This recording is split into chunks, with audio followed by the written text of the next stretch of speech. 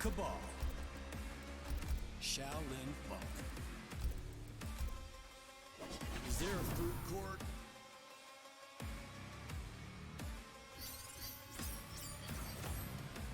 Fun. I think these are muted. All right, never mind. All right, now they can hear us. Yo, all right. Can you guys hear us? Apologies. Are we back? Not really sure what happened. That is a new crash for me. It just kind of froze up when I did the transition. I don't know what that means. Hopefully it's not a sign of things to happen or to continue, but nonetheless, we are just going to carry on with the show, and it looks like Slick Beats took game 1. Also, Slick Beats is on player 1. I thought he was going to be player 2, so I will quickly get those names fixed for you guys. And Slick was able to take the first game pretty convincingly. Okay, if Recess didn't delay wake up, he could have punished that spin by Slick, but he wasn't ready.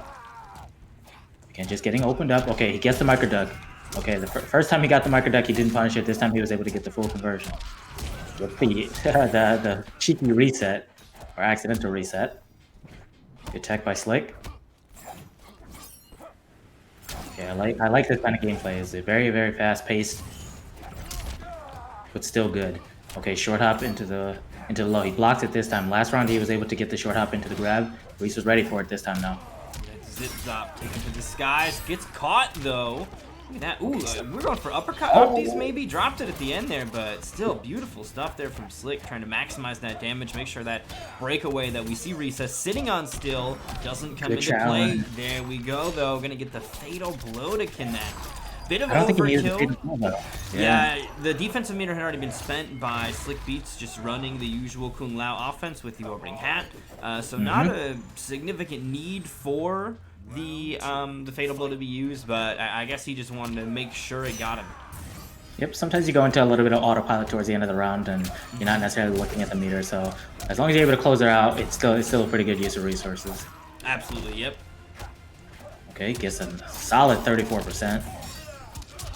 Slick is able to open him up immediately again. Dive kick, slowly gets that corner pushed. Okay, this is where Slick, exactly where Slick wants to be as Kung Lao. He's slowly pushing him to the corner. Now he's in the corner. This is any touch. Probably going to be the round. Here it is, Dream. Okay. Oh no, the drop at the end. Recess gets an extra chance, but that orbiting hat continues to provide big benefit here for Slick Beats. And, you know, it better, right? He's spending 2 slots on it. It is a core part of Kung Lao's build. Kung Lao character that, because of the number of 2-slot abilities that he has, those abilities really define the way that the character plays, but though each of those abilities have their own distinct values to them, while also not they don't overshadow one another or whatever. I actually kind of like the way that his ends up working out. Gets the down 2 crushing blow. Look at this damage. Okay, 480 is very solid. He's in control, pushing him back to the corner. Slick gets I like the stage awareness, puts him back into the corner. He says just needs to play solid, just a little bit of defense, 1 hit, he'll be able to chip him out. There it is. Okay, 1-1. He says was able to bring that back. That was very, very good. What I haven't noticed yet, we haven't really seen air gas blast be too much of a factor yet. Maybe that's just because, again, with going against Kung Lao, maybe he doesn't want to risk getting air to air, but he was still able to keep the pressure and close that round out. Yeah, Kung Lao, of course, a character that is very, very strong in the air, and his ability to kind of challenge Kung Lao or Cabals that are gas blasting around, that could be dicey. So I think that it's interesting that he's still going for that build. But he still has it. He's still using it here and there, but you're absolutely right. We're not seeing quite as much of it as we may typically see with a character that has a more grounded game and can't control the skies as much, and that just kind of lets Cabal do whatever he wants. Also, I think the teleport too means that if Recess tries to do it from full screen to close gaps, Slick can just teleport out of that. And Slick, he did go with the variation change. We're now going to see Buzzsaw, so he's going to be controlling a lot of the neutral with if he's able to get the hat out. And it's probably going to stop, again, he's not even going to be able to air gas blast over it since Slick can actually direct where he wants. Right? Oh, he did. I guess he did just get over it there, so maybe it doesn't fall in the way I thought. No, so what he could have done is you can actually direct where you want it to go. So he has to just put the buzzsaw up a little bit higher, and it'll stop him from able to do that. Gotcha. So if he puts it up, it'll end up catching that jump arc here likely. Okay, nice answer back here from Slick Beats. Forces a breakaway to come out and catches the opening. See, this way, what we saw in the first game, Dream, is the same thing. It's just, he says getting caught pushing buttons in the corner. Oh, wow, that's that setup that Slick Beats. I've seen him catch numerous people in his posts on Twitter, but there, Recess absolutely ready for it. Perhaps maybe even did a little studying knowing about that setup, but now is it going to matter? Slick Beats spends the fatal blow. I think this is going to kill here, Soul Warrior. It is, yes it is, and I respected that. That was a really good cash out. He could have taken the risk of trying to not use the fatal blow, but I like it. Use it when you have it, because you might not get the opportunity to use it again. 100%. Take the round when you can, especially with, I think, the Fatal Blow as a tool to use. It's like, if things go according to plan, you won't even get to Fatal Blow territory, so do it to it, absolutely. Yo, what's going on, little man? Little man, what's up, Gambler, as well? Okay, he could have caught him whiffing, but a little too slow on the punish. Okay, now this Bloodsaw, like I said, this Bloodsaw could be a problem, but yep. Slick has got to adjust to that, Dream. He's got to adjust to that. He can't just do the normal Buzzsaw, because again, he's got the air gas blast, which again, it's going to give him a little bit of extra height, and he's going to be able to float right over it and punish every single time. Oh, the blocked spin though. He got a little bit too crazy there, and he gets called out with the armor break. Look at this big plays from Recess trying to mount this comeback, and Fatal Blows there. He's got it. Slick's not blocking. Slick is not blocking. That's him just trying to challenge, maybe into over anticipating a stagger there. But he just got caught not blocking 3 sequences in a row. He's got to clean that up. Nicely done by Recess, saving the Fatal Blow that time. I was looking at the wrong rounds, got confused. Too many times they've mixed sides in my head, but nicely done by Recess to close it out. Still has that crucial Fatal Blow available too, which I think with the way that Slick is playing, kind of going for a full screen game sometimes, the Fatal Blow will put a threat to that. Yep, I didn't like that overcommitment by Recess right there. It's just like, I think he was trying to go for something, maybe trying to read the startup of the Buzzsaw, so he went for the full screen Nomad Dash. Okay, there we go. And now that Fatal Blow is available, so Slick's not going to be able to throw those possessed hats, I don't think, anymore. Yeah, he's got to make this. Got to make the count though. I think those Buzzsaws too. The Fatal Blow will get to the other side of that as well. So Slick Beats is going to need to be careful. Although, I mean, any kind of trade that he makes in these point blank Buzzsaws still going to happen. Wow. Okay, doesn't go for anything further. Okay. Oh no! What just happened? He's getting a little bit sloppy here. Okay, short hop. This is a just don't get caught pushing buttons at the wrong time. Oh, okay, the patience. Oh, the jump back dive kick. Wow. And that's that air superiority, right? From Kung Lao, we were talking about how he can control the air and be difficult for Cabal to get away with that air slide gas, and there's a prime example of that. The jump back from Slick Beats, the dive kick, beating out whatever Recess was going for. Very nicely done. Because I believe the startup on the dive kick is only like 4 frames or something like that, so it's very difficult if you are not already pushing a button before that dive kick goes active. He's gonna win that air to air every single time. Hey, what's up, Shade? How you doing? Yo, what's going on, Valiant Shade? Valiant Shade, we definitely got to get you in for some of the early rounds of Season 8, which, of course, Season 8 is happening. You guys decimated the goal. Shoutouts to Silver Sandbag. I think he just, like, KO punched right through the goal after it was already done anyway, by the way. But we're going to go ahead and definitely have a Season 8 of this, and Shade definitely going to want to get you on the mic for that. Also, Hound Dog is looking to get on the mic in the following season as well. Big Hound Dog. Exactly, for the Matoka. He's been around here for a while. Big supporter of the stream, and of course he's he told me he wants to get on the mic, so I'd be happy to have him. And anybody out there wants to get on the mic, happy to have you guys here. I've loved that this has been a great place for people to cut their teeth and get started in more than just a competitive space. If you want to get started in commentary, if you don't have a place where you've commentated before, and other places like, hey man, you need a reel, this is a place to start building one. Yeah, no, that's definitely amazing, Dream. Again, always supporting the community from the ground up, and I love that grassroots approach and allowing people, again, who might not be able to get the opportunity on other platforms. You've always been open about allowing people to use your platform to help grow, so thank you for that, my man. Much appreciated. Yep, Slick Beats. I love this late jump kick here from Slick Beats as well. There's the setup. Recess this time wasn't ready for it. And look at that grip of damage he's going to eat for it. He's got no defensive meter to stop this. Will he need it, though? Fatal Blow now on the table for the burn victim. Okay, he's got him in the corner. He gets caught pushing button again. Again, that's kind of been the story of the set, Dream, is that he's getting... Recess is getting caught just pushing buttons, taking his turn at the wrong time. But again, he's got to get Slick off of his defensive meter so that way he can't cancel into the... Actually, he's not even using the hat cancel, so I'm not even sure why he's getting caught. pushing buttons afterwards. But interesting. Hopefully maybe he plays it a little bit more patient. Yep, and it just opens him up a little bit. There you go. This should be big damage. Put him back in the corner. No defensive from Meter Drink. Dives himself right into the corner with that air slide gas. And now the poke onslaught, the opening from Slick Beats. The breakaway is going to stop the damage short. Okay, this is Kung Lao territory right here because he's got the buzzsaw. It means that you're not gonna be able to challenge in that sense. If you have a far-reaching low poke, you can actually beat out the startup, or you can trade. But I'm not sure if Cabal is one of those characters that has that. Is he privileged? Here we go. It's the buzzsaw setup. Doesn't hold it long enough, but still, maybe he whiffed it on purpose. I gotta say, Slick Beats has such an insane and clean playstyle that it almost feels like every whiff, every jump, like you see him do the jump and the dive kick, it's on purpose. Like a lot of that movement absolutely. is very fluid, and all of it is deliberate, exactly what he's going for, and allows him to manipulate his opponents into thinking, oh, this is my time. You see him whiff that, and it's like, yeah, I did that on purpose. Gotcha, bitch. So Slick Beats gonna take it. Right. Absolutely right. Absolutely right. Again, I've played Slick many times and have watched him a lot. And those whiffs, whether it's those instant dive kicks or whatever, are just to close the distance or to make you think that it's your turn when it's not, and then he just catches you slipping, completely intentional.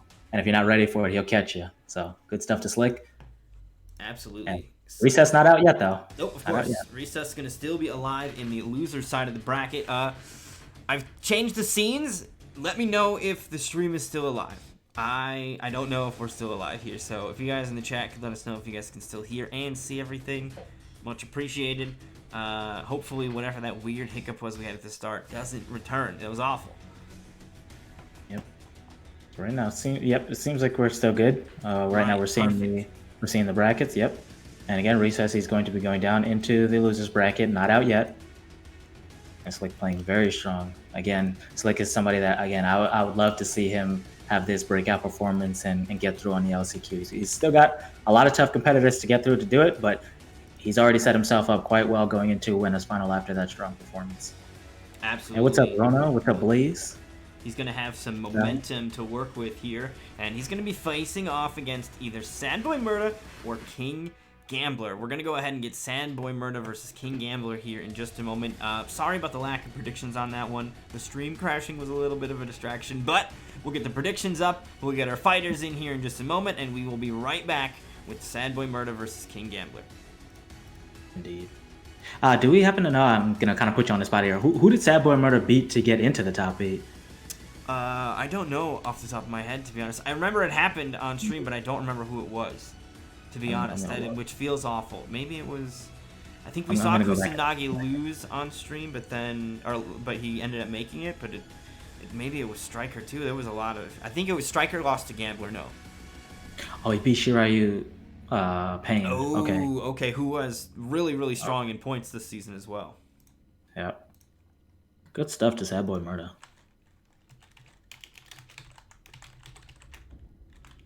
Again, this is gonna be a tough matchup though. Again, anytime going up against Gambler, he's just so I would say as a consistent of a player when it comes to, again, being able to make the right reads at the right time, having really good pressure, just an overall complete game plan. And again, the fact that he has already won the LCQ twice, looking to do it a third time, again, it doesn't surprise me that he's on the winner's side in this top 8 at all. But again, I'm never going to count out his opponents either.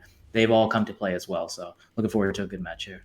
Yeah, King Gambler may definitely be the one to look out for, but that paints a target on your back. If any of these players were prepping for anything beforehand, Nightwolf would have been on that list. You know what I mean? Like, if anybody was doing homework for the LCQ, part of that homework included some Nightwolf punishes, looking at some gaps. So players that were looking to prep for this, going to have a bit of a target painted on King Gambler. He's done this multiple times. He's the biggest shark out here, and sometimes that makes you the first one that people are going to look up to fish up for some props here. So we'll see what happens. King Gambler's first challenge is Sadboy Murda. Had himself a great run to get here, and we'll see which one of them makes it out alive to face off against Slick Beats in Winners Finals. Indeed. Hey, what's up, Knight? How you doing? Sadboy, let me type your name. Hold on. I wanna only see type sad and it showed up. The game knows. Showed up. was gonna say, is he the one and only? Well, there was somebody else who had like looked like some anime name, Shinigami. I don't know what that is, but something about a Shinigami. And then their name, it was like, you know how it's got like your name and then your real name or whatever. Not your real name, because his name said like Sad Geku or whatever, Yeah. which I don't think his name is Sad Gecko. But maybe, I don't know. I shouldn't judge. But Exactly. you know, Might be. I don't Shinigami, Sad Gecko, and Sad Boy Murder were who came up. So it was easy to differentiate which one I'm looking for. Gotcha. And just still taking a look at the bracket while these players are while waiting for the players to come in. I see Striker in the bracket as well. I always love watching him play as well. Oh, dude, And that's my favorite. Dusk Braid. Is that necrotizing or Yes, used yes, to the Raiden player. Yep. Yep. So right now we are just waiting on Sad Boy Murder to join us. King Gambler already here. What's up, Dusk? Do you go by Dusk now? Or do you still go by necrotizing? Which do you prefer? DB, actually. No, I'm just kidding. I don't know. DB. I like that DB Cooper. Over here. Yeah, you're definitely DB now. That's it. Oh, It's man, I already- may have accidentally done that. Yeah, but it's it's not fine, bad. man. It's not bad. Yeah, that's a fire name. I like it. DB in the house. PS5 gang, indeed, Rona, indeed. All right, still waiting on Sad Boy. Come on, Sad Boy. And of course, then the loser here, as we can see by the bracket, is going to go to face off the winner of Blaze and Kusanagi. So Kusanagi, another player that did have a decent run this season in points, however, you know, just ultimately was not able to make it through via points. Had to play through the LCQ, but I gotta say, you know, we don't see it every fight out of him, but when their Devora comes out to play, it is so nasty in all the right Devora ways, right? There's stepsister bugs all over the screen. It is insane, and I think Kusanagi's mastery of those characters that you don't see very often, if he can lean into that, going to be problematic for Blaze. Blaze, of course, a die-hard Aaron Black player, but we've seen a bit of a character crisis as of late. Blaze he played Johnny Cage during the Week 7 top 8. Part of that was because the points didn't really matter for him until they did. Wah. That is, heartbreaking. That's rough. Yeah. A placement away from qualifying here. It would be Cam is Black in these brackets instead of Blaze, but Blaze has got the long haul here, and he did dabble with a couple of different characters, so we'll see if that character crisis, when he runs into potentially the Devora of Kusanagi, how that's going to play out. I'm sure they bump into each other in Combat League or all sorts of other places, though. For sure. Dream Marta's asking if you can send another Popping the invite. Sad into the invite station again. Bam. Invite away. Sad Boy will be here with us momentarily.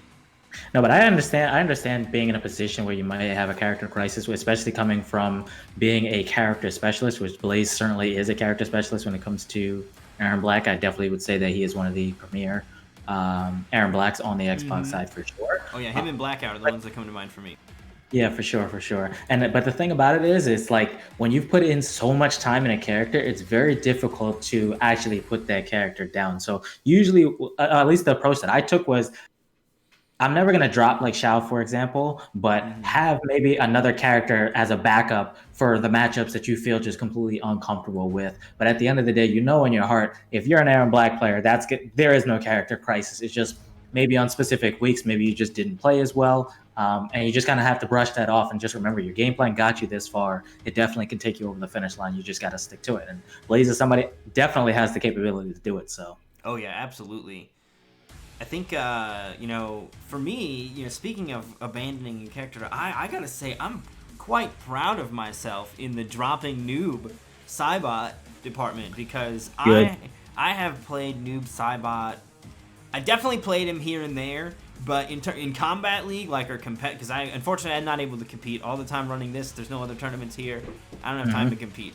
Combat League is basically when I compete, and I have played him, gotta say, less than 10 matches. And since Ultimate came out, overall, probably less than 30 noob Cybot games altogether. And man, just seeing more and more flaws with that character. Apparently, his uppercut is punishable by like a bunch of characters, and his uppercut is awful. Why is his uppercut punishable? His uppercut is awful. So I've been able to successfully kind of move away, but it was difficult at first. It was not an easy shift from the character because there are a lot of old habits that I want to rely on, etc. And just not able to do that until you kind of get over that. I think there's a bit of like a hump you got to get over, but then you can start to embrace the new character. And there is, I think that's why they call it that character crisis moment, because I was playing around with Rambo for a little bit, then I was struggling to find a Rain build that worked for me. Now I've come into a more comfortable position, but moving away from a character, not an easy task. So we'll see if Blaze does that. But right now, we're going to see what's happening between King Gambler and Sad Boy Murder. The biggest fish in the tank, now up against one of the more patient players that we have. Basically, Sad Boy's strategy with Scorpion is just walk back and see what you do. And Scorpion's one of the best characters at doing that. He can control the pace of almost any match. So this is going to be interesting to see how it plays out. Indeed, indeed. And just on that last topic, one comment. Thank you, because I hate noob, and so one less noob makes me happy. Moving on. All right. Game number 1. Okay, guess the back 3 gang. I like it already. I'm a huge fan of Scorpion's back 3. I think it should launch. Don't at me at that, but... Oh, man. I think that move is really good. It's one of the faster overheads, and you catch quite a few people there. There's a breakaway from Sad Boy. And he no longer has the life lead either, so not going to be able to get away with a just walk back approach. Oh, good challenge there. Good challenge there. And actually, I really like this build because I know the bird sometimes, people kind of question it. But in this matchup, I feel like it'll work really well because he won't be able to do any of the teleport cancels as long as that bird is active. And Yeah, this character is very meter dependent, so shutting off that meter, which is what that bird debuff does there from Nightwolf. If they don't flawless block it, so if it hits or gets blocked, it puts a debuff on them. Sad Boy, though, able to flawless block at that time, so he knows the timing on it. That's going to be interesting. I think if Sad Boy takes this, because of that flawless block on the thing, I think we may see the bird hit the bench if it gets flawless blocked too many more times. Okay, he gets opened up. Sit down 3. Ooh, okay, jump over. Jump. Yep. We hold a north already. We hold a north, not pressure. You know how that goes. Guess the throw. Escape and failed did he get as well. Escape fail? That couldn't have gone any better. That was a perfect way to end that round. Guess the escape fail. Now he's got the KB loaded. Yeah, this is going to be big for Sad Boy. Let's see if he can capitalize on this momentum here. He's right now up against a very talented player. And the thing is, too, the longer the set goes, the more warmed up King Gambler's going to get. So Sad Boy, he's got to strike while the iron's hot. Nice whiff punish, the spacing. Yes, okay, side switch. Okay, I like this movement by Sad Boy. I like it. He's okay, and he gets the immediate KB. This is looking very good, Dream. Very good, okay. He wants it, too. He's spending those kick-crushing blows in the second round. Good. Looking to cash out. Interrupts the bird. The bird's got slow startup. It's flawless blockable. Also interruptible if you're feeling bold. Block this short hop. Okay, this is corner pressure. He gets opened up. This is fatal blow territory. Is he going to use it? Yes, he is. That should close out. I don't think that's going to scale nearly enough. Yep. Gambler's able to hold steady, bring that back. That's actually big, Dream. He used some resources and try to close that out. Now he doesn't have the throw KB anymore. Exactly. So Gambler doesn't have to worry about that anymore. So big resource is going to be off the table, and Scorpion, one of the better throw strike characters, but no longer going to have access to that tool to kind of bully King Gambler here in this final round. Gets caught by the overhead. Okay, so buff up. Here we go. Forces a break. One thing I'd like to see some Scorpions do a little bit more. It's like you almost don't even need to really short hop sometimes. Like you can do the back 3, which is safe, as opposed to because Gambler's reacting. I don't know if you're noticing this. He's reacting to the short hop and he's blocking him every single time, and it's a punish.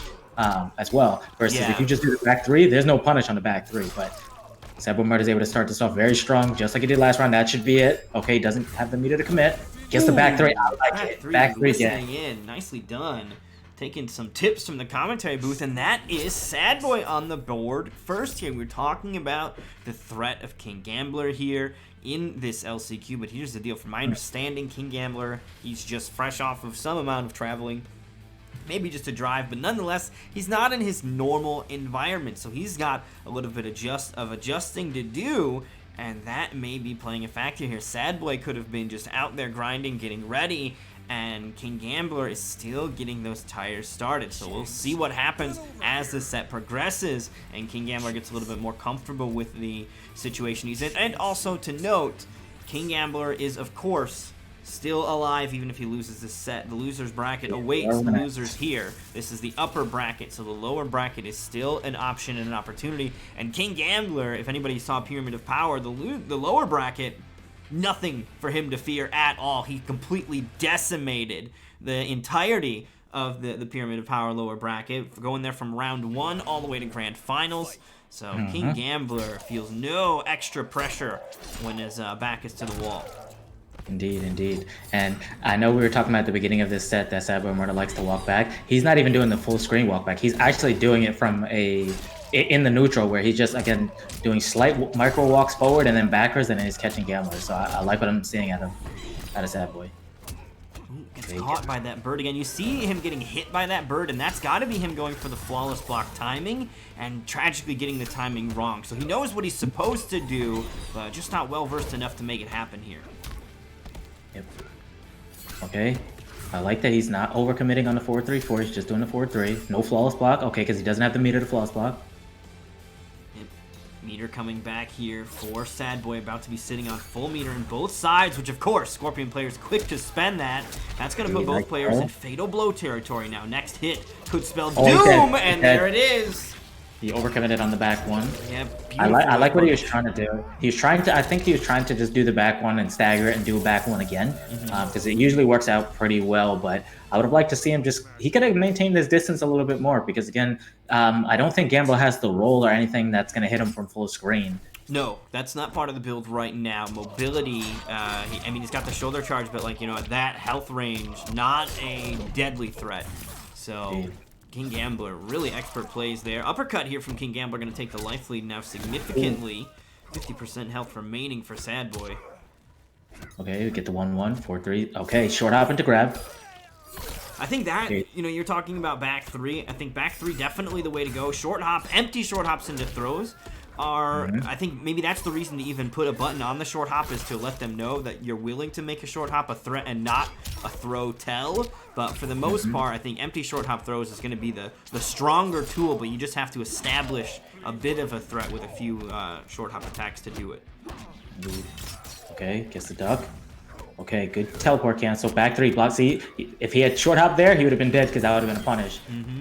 But because he did the back 3 being completely safe, you can attempt to either interrupt or flawless block it, but if you block it, I think it's only -5, so I like that he chose to use that in that situation as opposed to the short hop. Yeah, and the extra range on it too, right? Both of Scorpion's short hop attacks don't have any forward advancement to them. It honestly, it moves very similar to Rain's short hop kick, where he does kind of a flip like that, and Scorpion has that just in a base normal, so access to that advancement on it too is really great. And of course it would have popped the armor if Gambler tried to spend anything, although I think he already spent his fatal blow. That interactable armor not coming out from either player. Dark Elite's not here.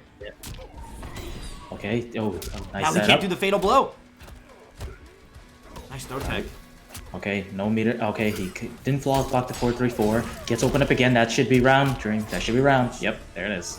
Very clean finish there from King Gambler. Definitely starting to find his rhythm here in game 2. So the Matoka on the board here, and no build change here either. Still running with that bird. I gotta say, we've only seen Sadboy, I think, block or interrupt it maybe 2 or 3 times, but the number of times that debuff has gone off and been able to be a factor, definitely way more than the number of times that Sadboy's been able to respond to it appropriately. So King Gambler getting some mileage out of that. So I think we're going to continue to see that tool here in this set until Sadboy can establish that he definitely knows how to shut it down. Yeah, and the thing about it is, again, it's almost the perfect tool for this matchup, Dream, because again, that means no teleport cancels. That means that, again, if Sadboy Umarda is not willing to commit to the teleport, then Gambler doesn't have to actually worry about the teleport really at all. Absolutely. Because the lack of a cancel too, right? Like it shuts down both offensive and defensive meters. It's no longer ambiguous as to whether or not he can amplify and catch you with the mid, nor do you have to worry about him canceling it and doing some other nonsense. That is happening. Okay, gets the buff. Okay, good block. Okay, he gets opened up again by the 1-1. He's gonna have to eat all of his damage. He's got no meter to break. Slowly pushing him back to the corner. Blocks the overhead. Down 1 into back 1. Back 1 is punishable, but again, Gambler wasn't ready for it. Okay, he gets the interrupt, but he decides to cash out on a throw KB. I'm not mad at that. That's a quick 30%. Okay. No teleport cancels here. He's gonna just have to rely on his defense here. He's probably just gonna hold this. Yep, that's gonna be the round. Gambler looking very strong. And again, every single time he hits him with the bird, that means no teleport cancel. That means that probably he's just gonna have to sit there and block all of his pressure. Gets the throw. Gambler's gaming at this point. He's looking very confident. He realizes, okay. Ooh, okay. Nice throw. Sort of turn the tables back around. Another throw here. Okay, that's punish. Oh, Yes, wow. Okay, still gets the last hit, though, but... I believe that's only Rare. -10, so you have to be ready for that punish immediately. Otherwise, you miss it, just as we just saw there. Okay, I like this movement. Okay, doesn't commit. Oh, the short hop getting over the low, but the recovery on that, not going to be able to capitalize. Okay, he interrupts it. Gonna push him back to the corner. Corner carry. Yep. Shoulder. Into the bird. Yep. Ooh, man, he is continuously getting the Oh, fall. he gets opened up. Wrong. This could be And death he because of can't the break. Can't bird. break. Yep. Dude, the bird is so good. That bird Okay, is so much better than the other alternative for the bird where it makes Rhino Charge go further. Yeah. Which we saw Gambler using in pools. We didn't actually end up seeing Rhino Charge go that extra distance too often, but this use of the bird is actually really, really good. Yeah. One thing, yeah, you can't break because you can't use meter. Toasty. And breaking requires meter. Yeah, you can't spend your meter or you can't Fatal Blow. You can do nothing. You basically are given your main toolkit, like your core toolkit only. And see, what I would have, again, I'm not going to tell a player what to select and what not to, but what I would have liked to see is actually to take off the teleport cancel because he's using 2 slots for the teleport cancel against a character that he can't actually teleport cancel again. So it's almost completely nullified, and he's not really getting a lot of return for his investment with the slot against this variation that Gambler's going with. Fight. Okay, blocks the overhead, down 1. Back 3 gang. Yes, gets the buff. Yep. Okay, the question is Sad Boy going to go to what he knows, which is, again, he calls himself walk. He says he walks back. What's the game plan? Down 1. Yep. He's got to get that Gets the life back lead one. first. He's now got the life lead. Breakaway is gone. And I like what he did there, Dream. He did the back 3 into the down 1. Because, again, people, they I think it's just muscle memory. They immediately try to go in with a high, and you can almost steal your turn back with that down 1 after back 3s, even though you are -5. Yeah, you need to be looking to poke to challenge that counter poke, or of course, if you got a quick mid, which I don't believe Nightwolf has one of those, right? His the majority of his mids are going to be too slow to interrupt that poke. So after that back 3, he's going to need to be committing to a poke of his own to stop Sad Boy from checking him and taking his turn back. I'm not sure why he didn't commit the meter there. He could have actually killed him in that situation right there. Sad Boy could have killed him right there. Yeah, I'm. Oh, rolls underneath the first arrow. He's in there now. Good blocks on the overhead. Doesn't finish the string. Finishes the string himself. Oh, yes, Don't the go for a time. throw. Don't go for a throw. No! Don't do it. Okay. Oh, wow, he actually got away with the breakaway. Insanity right now. 10 seconds left. Sad Boy doesn't even need to start walking back. Ed Boon was praising upon that man because he should have lost that in that situation. He got lucky right there. Yeah, that could have been tough. Also, you guys, make sure you're redeeming your points for the Revival tournaments, either Injustice or Mortal Kombat X. Which one do you guys want to see us run an Xbox tournament for? That one's not going to matter if you're on Series X or S or Xbox One, I think, either, because for whatever reason, they didn't break cross-gen for that. Yeah. It's probably because the only thing I can think of is that the Fatal Blows run at 60 and not in this, so like maybe that's like technically a difference, but whatever. Yeah. Oh, Justin was saying the reason why he didn't amplify in that situation is because the bird. That's right. The bird again coming out here saving lives. In fact, caught him. Had the bird though. Bird, no meter. Yeah, but at least he got him cornered. But King Gambler immediately gets out of it. Nicely done, Sad Boy. Nice. Gonna take a commanding game number 4 and bring us to a game 5 here. I like this. I like this. This is what I was talking about with King Gambler having a tough road ahead of him, even though he's the returning LCQ champ 2 times over, looking for the 3-peat. It's not going to be easy. It's going to be a tough road. He's got some really strong competitors looking to get in the way here. And Sad Boy, step 1 of it, already proving to be a tough competitor. Regardless of how this goes, we've got a Game 5 situation here, as Sad Boy now poised with a little momentum behind him to send Gambler to the lower bracket. And I like what Sad Boy is doing with the back 1 staggers. He's caught Gambler whiffing a couple of times. So basically, he's just doing back 1 and then just taking a slight micro step back when Gambler goes to try to challenge. Because again, Gambler, I mean, with Nightwolf, his fastest forward advancing moves aren't that fast. So Scorpion can get away with, even though I think he's like -14 on the back 1. I could be wrong about that. Don't quote me, but it's somewhere around there. Gambler still doesn't necessarily have a button that's going to be fast enough to beat the backdash every single time. So I like that Sad Boy taking advantage of this. Absolutely. Okay, overcommits on the teleport. All right. Breakaway is going to come out, and that defensive meter he's not really able to spend on the teleports is now going to be definitely gone. So a grounded, or at least more toned down game here will be awaiting. And when he stands up, will he get a chance to even try? Defensive meter and offensive now off limits. Ooh, the micro down. Okay. It should be the round. Yep. We're going to close that out. Ooh, that was an incredibly dominant round. Yeah, and he's back still into the corner as well. King Gambler, he absolutely came out swinging on that one. Punish on the teleport as well. And no ability to break away. Oh, this bird dream. Hit out of, but yeah, that defensive meter and offensive now off the table here for Scorpion. Good throw by Sad Boy Murda. Okay, 4-3, just to close the distance. 4-3 again, not overcommitting. 3. Nice methodical play. Okay, he's using his low poke. Okay, he's overcommitted. That's, I think, 3 teleports that have gone blocked and punished. Yeah, he's got to be careful with that. This is game 5. Not time to get too wild, too risky. Oh, no, this is big. He doesn't have the second bar, though, so this is going to still be... He's not going to die, but he's got no defense. He's just going to have to ult. Ooh, he tried to chip out. Didn't have enough.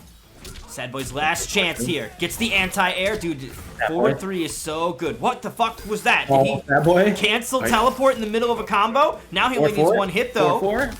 Okay, he didn't go for the mix. Oh, wow, wake up shoulder! That would have killed, though. No defensive meter to stop it. I love the play from Sad Boy.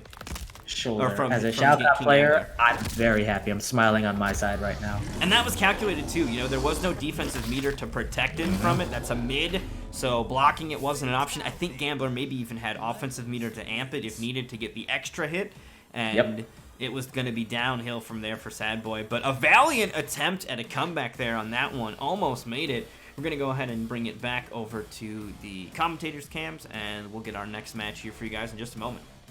That was definitely an impressive display by Sad Boy. He definitely gave Gambler a run for his money there. And just at the end, really what the story of that match was his use of the bird was just absolutely incredible, right? It stopped, again, his meter usage. He couldn't break away. He couldn't teleport cancel. He couldn't do anything that you really need to actually do in order to win with Scorpion. But Sad Boy Murda was still able to actually keep that incredibly competitive, even though his main tools were basically nullified by Gambler's game plan. Yeah, I think that, you know, we were talking about maybe dropping the teleport cancel, but part of it might be Sad Boy hadn't prepped for a Scorpion without the telecancel game plan. You know what I mean? Like, that might not be something that he had fully fleshed out and ready for a tournament performance. And, you know, I think that it's interesting because the way that character can shut down those meter-dependent characters and force them to tap into a game plan that, in a lot of cases, may truly just not be ready. Might not be up to snuff for, I mean, this is top 8 in the LCQ, right? This is a big moment here, and you know, Sad Boy was still confident that he could keep it with the teleport cancels on there. Almost did it, in fact. He looked good. He looked good. I think it's just like, again, he had a lot of flashes of just really good, clean play with the whiff punishing. I was very impressed by that, but again, it's just towards the end, it snowballed a little bit in those last few rounds. Yeah, and that cost him, but ultimately I think he did put up a great fight, and definitely hoping to see some more of him in Season 8, but of course definitely going to be seeing some more of him tonight as well, because Sad Boy is going to be dropping to the lower bracket here. And this is, I think, the first season that Sad Boy's played consistently throughout the season. We've seen him in a couple of LCQs in the past, but this time around it was a real treat to get to see him really putting the work in a lot, and hoping to definitely see some more of that, because his Scorpion is quite strong, and the patient play that he's got very, very interesting because it is different from the Scorpion Twins that we see from Justin and AJ, right? They both even have their own styles, maybe a little bit more aggressive. But very interesting stuff from them. So let's go ahead and get our invites out, though, for our next competitors here. We got Duskbraid versus Striker. Okay, so we have our next match. Is this Raiden versus Term? I don't know. Is it Striker very well gonna could be.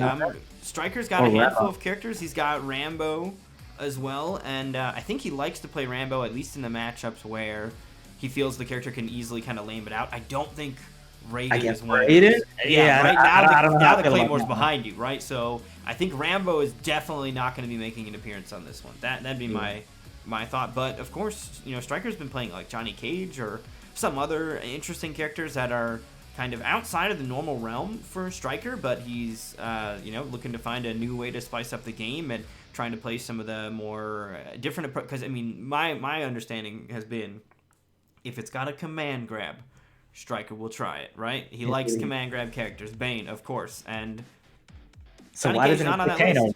I'm not sure. Well, he's got a little bit of a Kano. We've seen his Kano on handful times too. Okay, fair enough. So I definitely want to see the Term, though. I want to see the Term tonight. But again, I don't know how the Term versus Raiden matchup is. I don't know if that matchup is asked, because again, that Raidens who teleport a lot and things of that nature can definitely be very, very annoying. But again, from a Term perspective, I don't know if that's a bad matchup or not. But we'll see. We'll see. Yeah, it looks like we do have our competitors here in the lobby, so we are about to get this match underway, and we've got the prediction in the chat as well. So make sure you guys are predicting and putting your points on the line for which one you think, especially if you would rather see Injustice or MK versus Injustice. Steal those points from those fools and make sure you put it toward the Revival tournament that you want. Wait, so who did you play in Injustice, Dream? So at launch, I played Firestorm and Black Adam. I was a Deadshot player in Injustice 1. Deadshot and Injustice 1. Or Deathstroke, not Deadshot. Deathstroke. I always mix that up. Yeah. So Deathstroke in Injustice 1, he was super fun. I felt like Deadshot was like you took away the fucking sword, I'm out. So I did not like Deadshot, so I ended up playing Firestorm and Black Adam. And then I basically, as like the DLC packs came out, I ended up kind of bumping from one character to the next. So I played Black Adam or Black Manta when he came out, and then a bit of Raiden, and then Sub-Zero, or maybe Sub-Zero and Raiden, whichever way it went. I think Sub-Zero came first, actually. And then at the end of the game, I was playing Leonardo. Leonardo is who I ended up playing at the end. Nice. He's a lot of fun. Who did you play?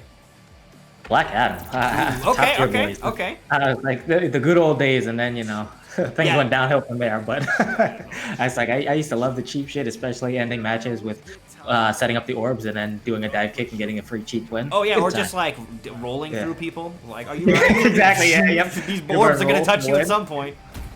Yeah, that game is actually really fun. I'm excited to run a tournament for either that or MKX, because it's actually quite exciting, all the different kind of crazy stuff they have going on there. But here we go. Striker is going to go with the Johnny Cage pick here, though. So abandoning the Terminator and all the other classic characters we know Striker for to now play a bit of a more up the tier list and more oppressive character. But I think pressure is definitely something that Striker is willing to do and inflict upon his opponents. Ooh, doesn't get the whiff punish, but wasn't ready for the punish there. I like that cancel that. Okay, this is gonna be full damage. He's not gonna be able to break. He drops it. I don't know if that was an intentional drop to try to get the reset, maybe. Okay, guess there's some pushing buttons. Tries to down two and gets the accident break. KB? Oh, no. And that could have been a okay. He gets the throw. Gus could have gone for KB into something big for the kill, fatal blow maybe to close it all the way out, but.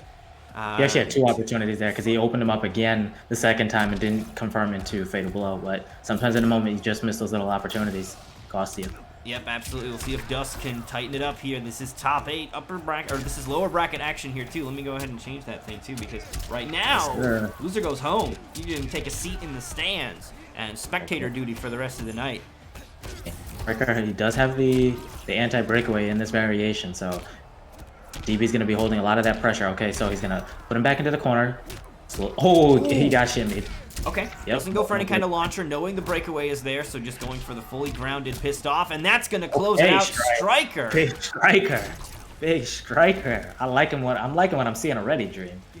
Oh yes. This is the first time I've actually seen his Johnny Cage, and interestingly enough, I was just actually running sets yesterday with Arona against his Johnny Cage, so I'm getting a lot of experience against Johnny Cages these days. So yeah, I think the very interesting thing about it is, like, to me, the thing about Stryker has always been, whatever character he plays it at this level of just like pristine quality that there are a few drops. He gets all these tiny little, like, oh yeah, he like, you know, maximizes the number of jabs in the corner, gets the instant anti-air grabs from Terminator, all of the cleanest looking and difficult stuff to do very early, but it's always on these obscure characters you don't see a lot of. So now putting him behind the wheel of a character that we know is incredibly deadly, and we know Stryker is incredibly talented, you combine the two into some sort of Megazord, and Stryker is on a warpath right now.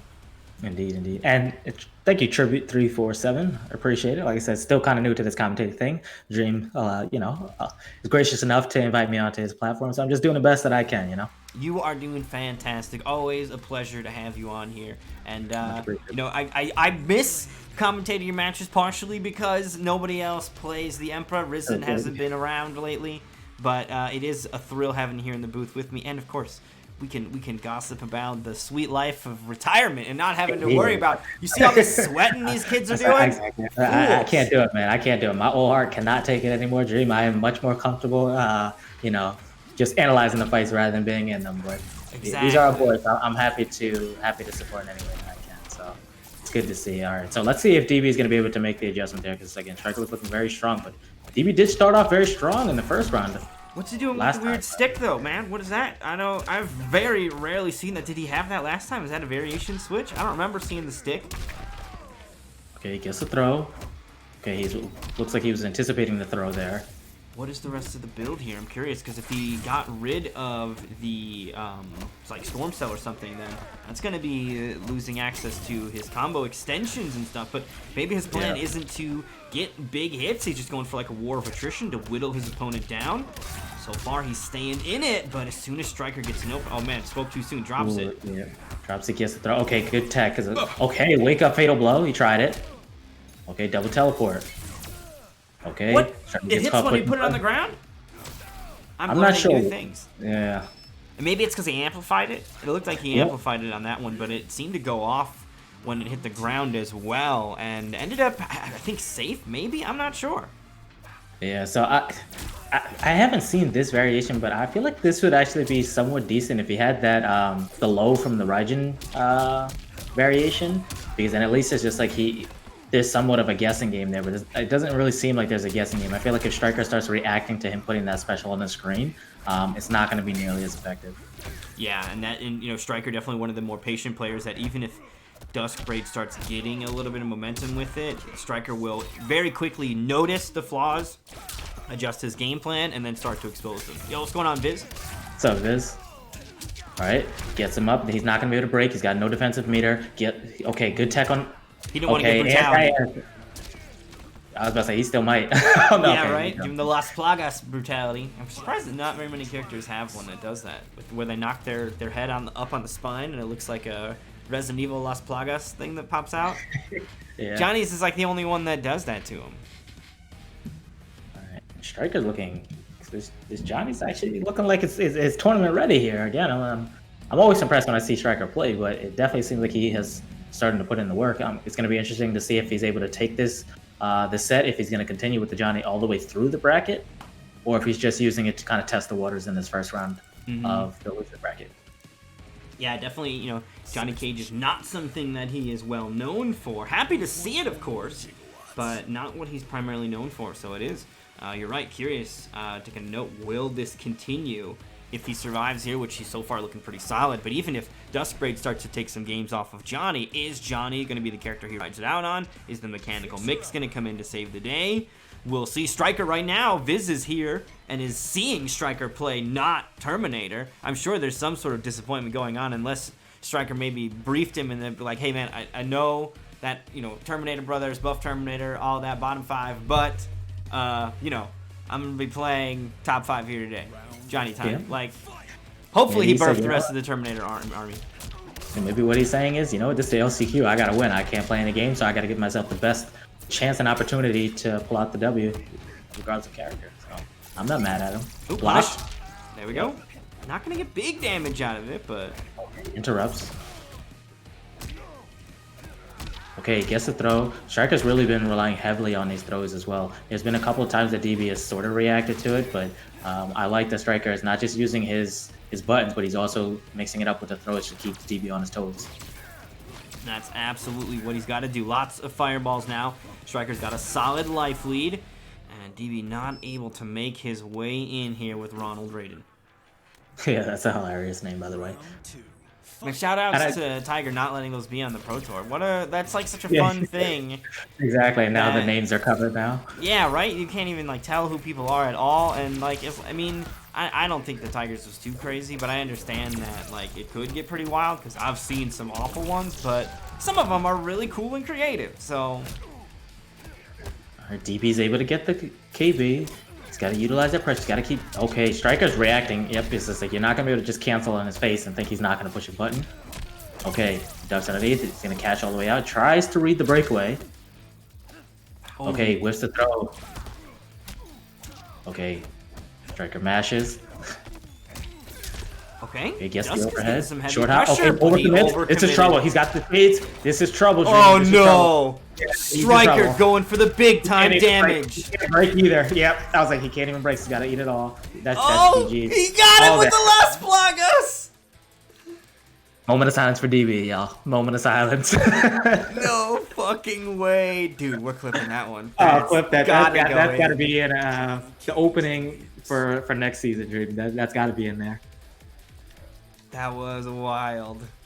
What a play there by Striker. That is the deadly potential of Johnny Cage 2. The entire time that was a bit of a threat. We didn't see it till game 3 there, but that sunglasses KB is just such a terrifying tool to know that is on the other end. It's like, it's crazy. It has many purposes, right? It's just like, it's almost like a fatal blow that you can combo afterwards. It's just like, it's really incredible. And the fact that he had the armor break as well, it meant that DB wasn't going to be able to break out of that situation at all. So it's just like, at the very least, he was going to eat that 48%. And if he had broken away, he would have eaten even more and probably died. But he said that it was tournament nerves. No, it's okay, DB. That happens, man. It's just like, you did the best that you can. And again, Striker's very good opponent. And the fact that you were able to get into the top 8, that already says a lot about how far you've come as well. So nothing to hang your head about. You did well, though. GG's. Yeah, this is the first top 8 there for DB. So shout out to DB putting on a great run with his Raiden. Looking forward to seeing it more because it has definitely been improving and shaking up these brackets more and more. I think if you were to look at your previous season performances, you would see a upward trajectory, and that is what it's all about. I think that's the important thing for a lot of players is don't necessarily pace yourself against the top players. Pace yourself against yourself. If you're improving, that's what matters. And you know, if you're not improving, look for ways or what is holding you back. You know, do you need to focus on practicing a particular aspect of the game that perplexes you or kind of eludes you? Whatever it may be, look for and find those answers, and participating in a tournament is a great way to expose those as well, right? If you want to figure out where your game flaws are on the stage in front of everybody, they'll start to tell you if you ask. They won't be dicks about it, but I mean, if you want people to say, hey man, what should I work on? They will tell you like, hey, I noticed this, or you know, this is maybe something that you should do, or you have a pattern where you kind of typically go for the overhead and that's punish. You know what I mean? Like there are things that in a competitive environment people will let you know that you might not even recognize that you're kind of giving off or telling, and getting that extra little layer of assistance from people too is really, really beneficial. Indeed. And again, sometimes it's kind of hard to go back, and especially if you lose 3-0, it's hard to go back and look at the streams or the replays. But it is actually, it's like if you want to grow, you have to be willing to do that, where you can just, because there's things that you're not going to be able to see yourself doing while you're playing, because again, you're focused on just playing. But it's I think it's a different eye that you come at with if you are, again, when you're not playing, you're able to kind of see what you're doing wrong as well. So definitely take advantage of the fact that the VODs are posted. Dream also uploads these to YouTube as well. Take advantage. Go back and look and see. Find good too. Oh, sorry. So you froze for a moment there. We got you back though. I think the Cyberdyne systems are trying to take over, but you're good now. You're good now. Yeah, so yeah, all I was saying is just yeah, definitely go back and watch the VODs and the YouTube uploads because there's a lot that I think you can learn from watching yourself play that you won't necessarily be able to do while you're in the throes of a match, but you will be able to do afterwards and you'll be able to get better from it. Yeah, absolutely. I think the ability to go back and review footage is very, very key. The game also does it automatically for your own, even your Combat League sets, those match replays. And but yeah, being able to see, especially with the commentary on there too, sometimes that can be helpful. So highly recommend that players do take a chance to review their matches. And of course, you mentioned the YouTube. I've been uploading the videos to YouTube so that they stick around a little bit longer than they do with a typical just the VODs on Twitch for how long they keep them, since we're not partnered. I don't think we can keep them for any longer than like whatever the limit is, but YouTube puts them up there forever. And of course, speaking of the YouTube, I would actually really appreciate it if you guys would go over there and sub to the YouTube channel. It's got all of the videos up there, as well as some individual matches get posted on there as well, and it would mean a lot to me if you guys could go over there and sub. You guys don't necessarily even have to watch over there instead of over here, but if you guys could push that sub button, it would really help me push some more numbers over there. And it's just a click. It's just a click. I would really appreciate it. I don't know what the command is to do it, but is that it? Yeah, there you go. Would really appreciate it. I'm at like 358 subs, so like I don't have a lot of them. And it's because I haven't really been putting work at it, but I'm definitely going to start. And the more subs that we get, and that will help it kind of rise and show up in the algorithm more. So even if you guys aren't necessarily, watching every single upload, just being a part of the circle, I think really helps it kind of find its footing to get out there to more and more people, and then we can blow up. That's the plan. But it looks like we do have our players in here, so we're going to go ahead and get started on our next match, which is, like I said, Blaze versus Kusanagi. You guys can see it there on the bracket as well. This is going to be a good one, Soul Warrior. Is he going to come out straight with the Devourer? That's I hope so. That I'm hoping to see. Because again, as we were saying earlier, Devourer is one of those characters, man, she can absolutely chew you up if you are not ready for it. But one thing I will say about Blaze is when it comes to defense, he's a very defensive player, and he's very good at that as well. But we're not getting the Devourer. We're going for Melina. Okay, man. Shout out to Viz in the chat as well. He's big on Melina as well. I haven't seen Kusa's Melina, so I don't know how this is gonna go. Dream, you're gonna have to tell me how do you call it? I haven't seen it either, but I gotta be honest, I am not big on Melina. I think she is two problems. A, super boring. Every single variation has, as you guys can see even there, playtime and stabby scotch. They are all you have the command grab armor break, you have to have it, and the extended strings, you also have to have it. So every build for Melina is the same, and it's boring. And I don't know, I just don't think she does anything great. All right, well, let's see if Kus can make it work. Yeah, I think that's going to be the big factor here. Maybe is matchup unfamiliarity. Not a lot of Melina players. Kusanagi's a talented player, so have been putting some work into it. A Melina of this caliber might be a bit of a rarity here. Ooh, but Blaze, he's got some sneaky cancels as well. Thank you, Tweety. Perhaps he learned something recently as he's using those rattlesnake slide cancels, and that is going to really enhance that pressure game here from the Cowboy. Okay, he starts to whiff the string, but Kus wasn't ready for the punish, so he had to hold block. All right, of course, Aaron, he's still got the really good pokes. He tries to cancel. Okay, he opens him up, and he used the meter in order to get the cancel, but he doesn't. Oh. Drops it. That might be a big drop because that's gonna put him closer towards the corner. I'm not sure if there was a little bit of a hiccup there or what that was, but Blaze did not complete the combo. Unfortunate. There's those playtime strings. Doesn't finish it. Doesn't go into anything after that overhead connected. Sizer out. Yep. Ooh, interactable. Okay. And I'm not sure, did Blaze bring Scutshot? Because if not, I feel like Kus can just kind of sit back a little bit and use his size from full screen in order to chip a little damage away as well. Yeah, and those are really great for chipping because they hit multiple times. So getting to the last bit of health or defensive meter is a lot easier to do when you can shoot 4 projectiles at somebody. 7 seconds left on the clock, but the Amplify gonna do it. Amplify to get him out of the corner. That was good because if he didn't amplify it, he would have been stuck in the corner. So that was very good. He's able to close out the round and get himself back out of the corner. And those 5 seconds cornered would have been enough time for potentially robbery, quick fatal blow robbery there. Yeah, so smart decision to spend it on multiple levels there. Also want to give a thanks to Hey I'm Cole Live for the follow as well. Glad you're having fun checking out the Nightmare series. And here we go. All right. And we see that Blaze does have the actual low mix, not the slide, but the low shot as well. just adds another layer to Aaron's game plan. Yeah, I really like the low shot too because he takes a step back. So while it is punishable, it's not easily punishable and definitely not like full combo jab punishable, which is what you're typically afraid of. He steps so far back that most characters have to use a move with some advancement or mobility on it, and sometimes that's just like a dash punch or whatever that doesn't go anywhere. Yep. And I like the way that Blaze was able to close that round out. He was able to just take a nice little micro step back, and Kus got caught whiffing. Okay, I like the patience from Kus here. This is really good. It's like, again, she's got those sides to just pester him from full screen. Without having Scud Shot, there's not really much that Blaze can do. Blaze would be forced to come in. Yeah, that's the big thing here is no Scud Shot means that Melina's going to be able to get away with that at full screen. Right now, Blaze locking down in the corner. No more full screen approach. Kusanagi makes his way out. Slide puts him right back in, though, and then the roll. The side switches. Yep, you got to make this count.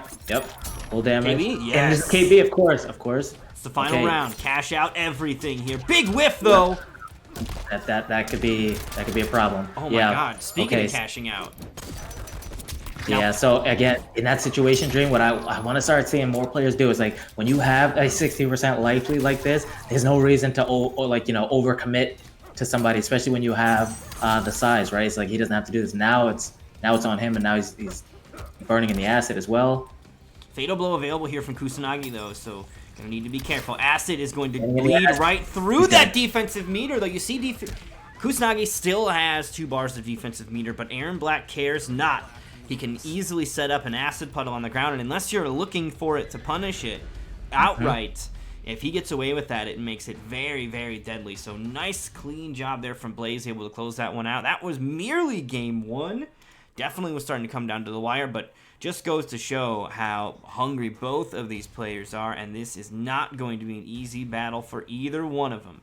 Not at all, Dream. Not at all. Again, it's just like that round kind of slipped through Kusa's hands there because, again, he had like a 60 to 70% life lead. And again, just one critical mistake, the entire life lead was wiped away. I'd like to see a little bit more patience in those situations. Again, you're using a character that has zoning in that situation, and Blaze is not using Scud Shot, which is why people don't want to use zoners against Aaron, right? It's because he's got that Scud Shot.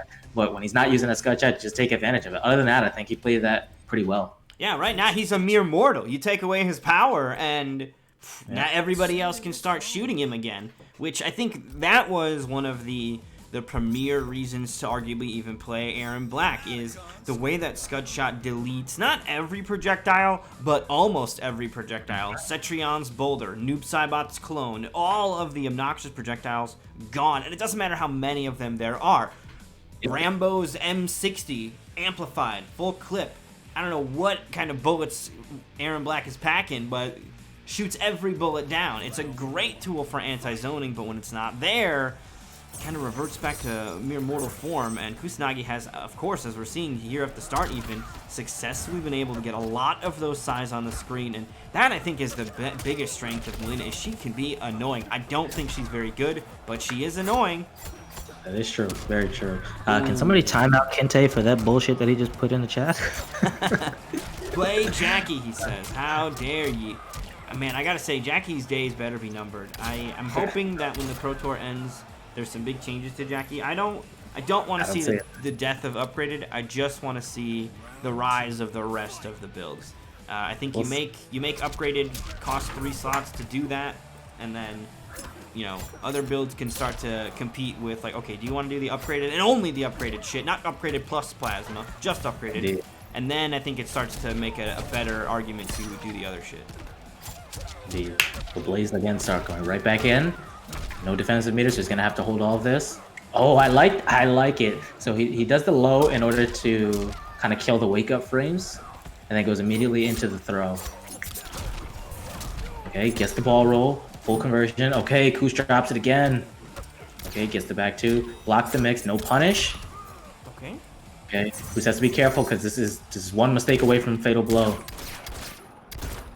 Okay. Just letting rip with the full clip right now. Fatal blow is available though.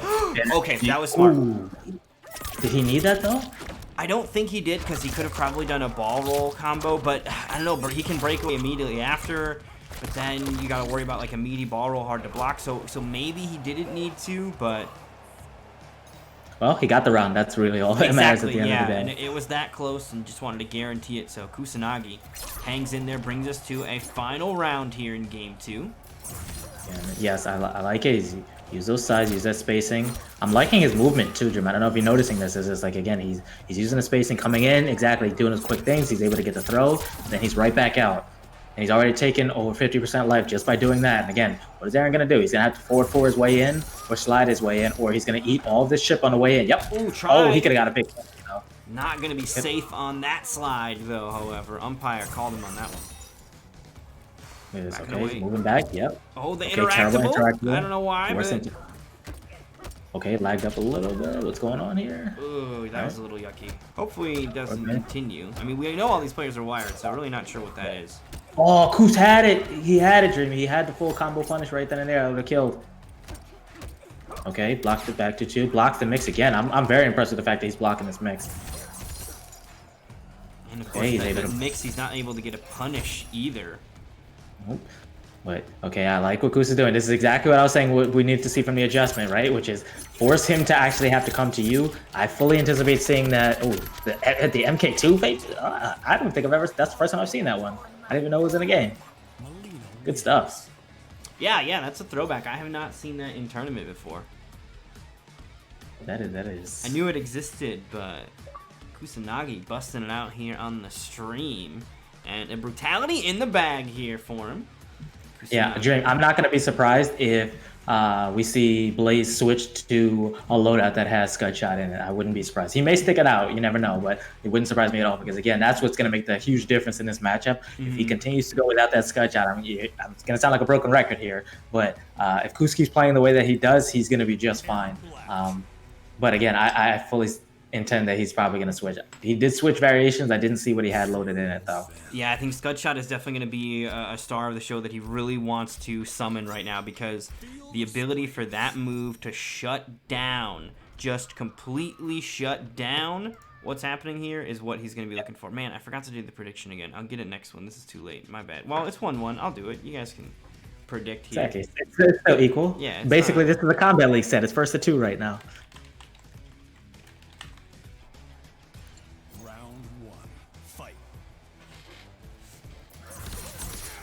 All right, there's those sighs immediately, and there's the Scud Shot now making its appearance here so that he can hopefully no longer have to really worry about just how much sheer chip even Kusanagi's been getting away with that hits multiple times. The Amplify sends it low, so it's very tough to avoid, and Scud Shot is now going to allow those numbers to start to hopefully tip into Blaze's favor. That's the plan at least here, Soul Warrior. We'll see how it works out in the end. Indeed. Okay, Koos is still playing very strong. Good block. Okay, gets to jump in. Blaze gets caught pushing buttons. Little uncharacteristic. Okay, doesn't punish the roll. Gets the back to 2. Is gonna go into Fatal Blow. Okay, no, he trusts. He trusts that he's still gonna be able to close out the round. Blocks the forward 4. Jump. Okay. Look at the patience. In. Oh, no! He messed it up. Yeah, I was like, that's not gonna work. Did he That's just do unfortunate. OS, like OS jump kick Yeah. into Fatal Blow, and it ended up tried dropping it. him out? He tried it. He did it a little too late, unfortunately. So I liked what he was trying to go for, but I don't know if he really needed to do that in that situation. He probably could have just done like the command grab or something else that might have been a little faster. Yeah, that was tough. At least he does get to keep the Fatal Blow. You know, a big whiff like that or block like that does mean that he doesn't lose the tool here. So still going to have access to that crucial resource here as we move into round 2. Size are out. Life bars about even right now. Blaze, of course, does have that first round in the bag, so he is looking to expand on his lead here. You know what I'm surprised about a little bit? Usually, Blaze is always on top of when people jump. Like, he usually is flawless blocking the jump-ins. I haven't seen a lot of these jump-ins actually get flawless blocked. Okay, again, another jump kick. This is what I'm saying. It's like he's been getting clipped with these jump kicks. Maybe that's what he's trying to do. He's trying to flawless block. He's just mistiming it a little bit, maybe. Okay, he doesn't get the punish on the throw. He gets the acid down, though, but that's going to be a punish. Yep, slowly pushing him back to the corner. Now he's probably going to use the zoning a little bit. Shots fired. Oh, goes for that low sigh into the more just projectiles here. Acid puddles out. Kusanagi hanging in there. This is death. This is death if he gets hit by this full screen Fatal Blow, though. Okay, I like the movement by Koos. Oh, there it is! Wow, Blaze just looking for the moment. Mhm. And found the ideal moment to strike. Let's rip with the fatal blow, and the cutscene's gonna do the rest. Game 3 in the bag here for Aaron Black.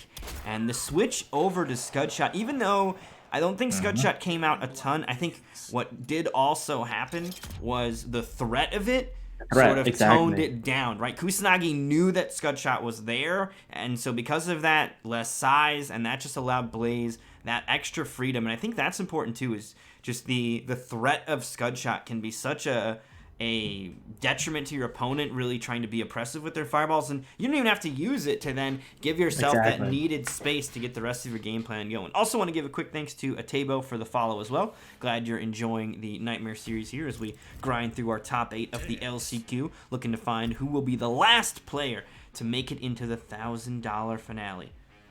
Indeed.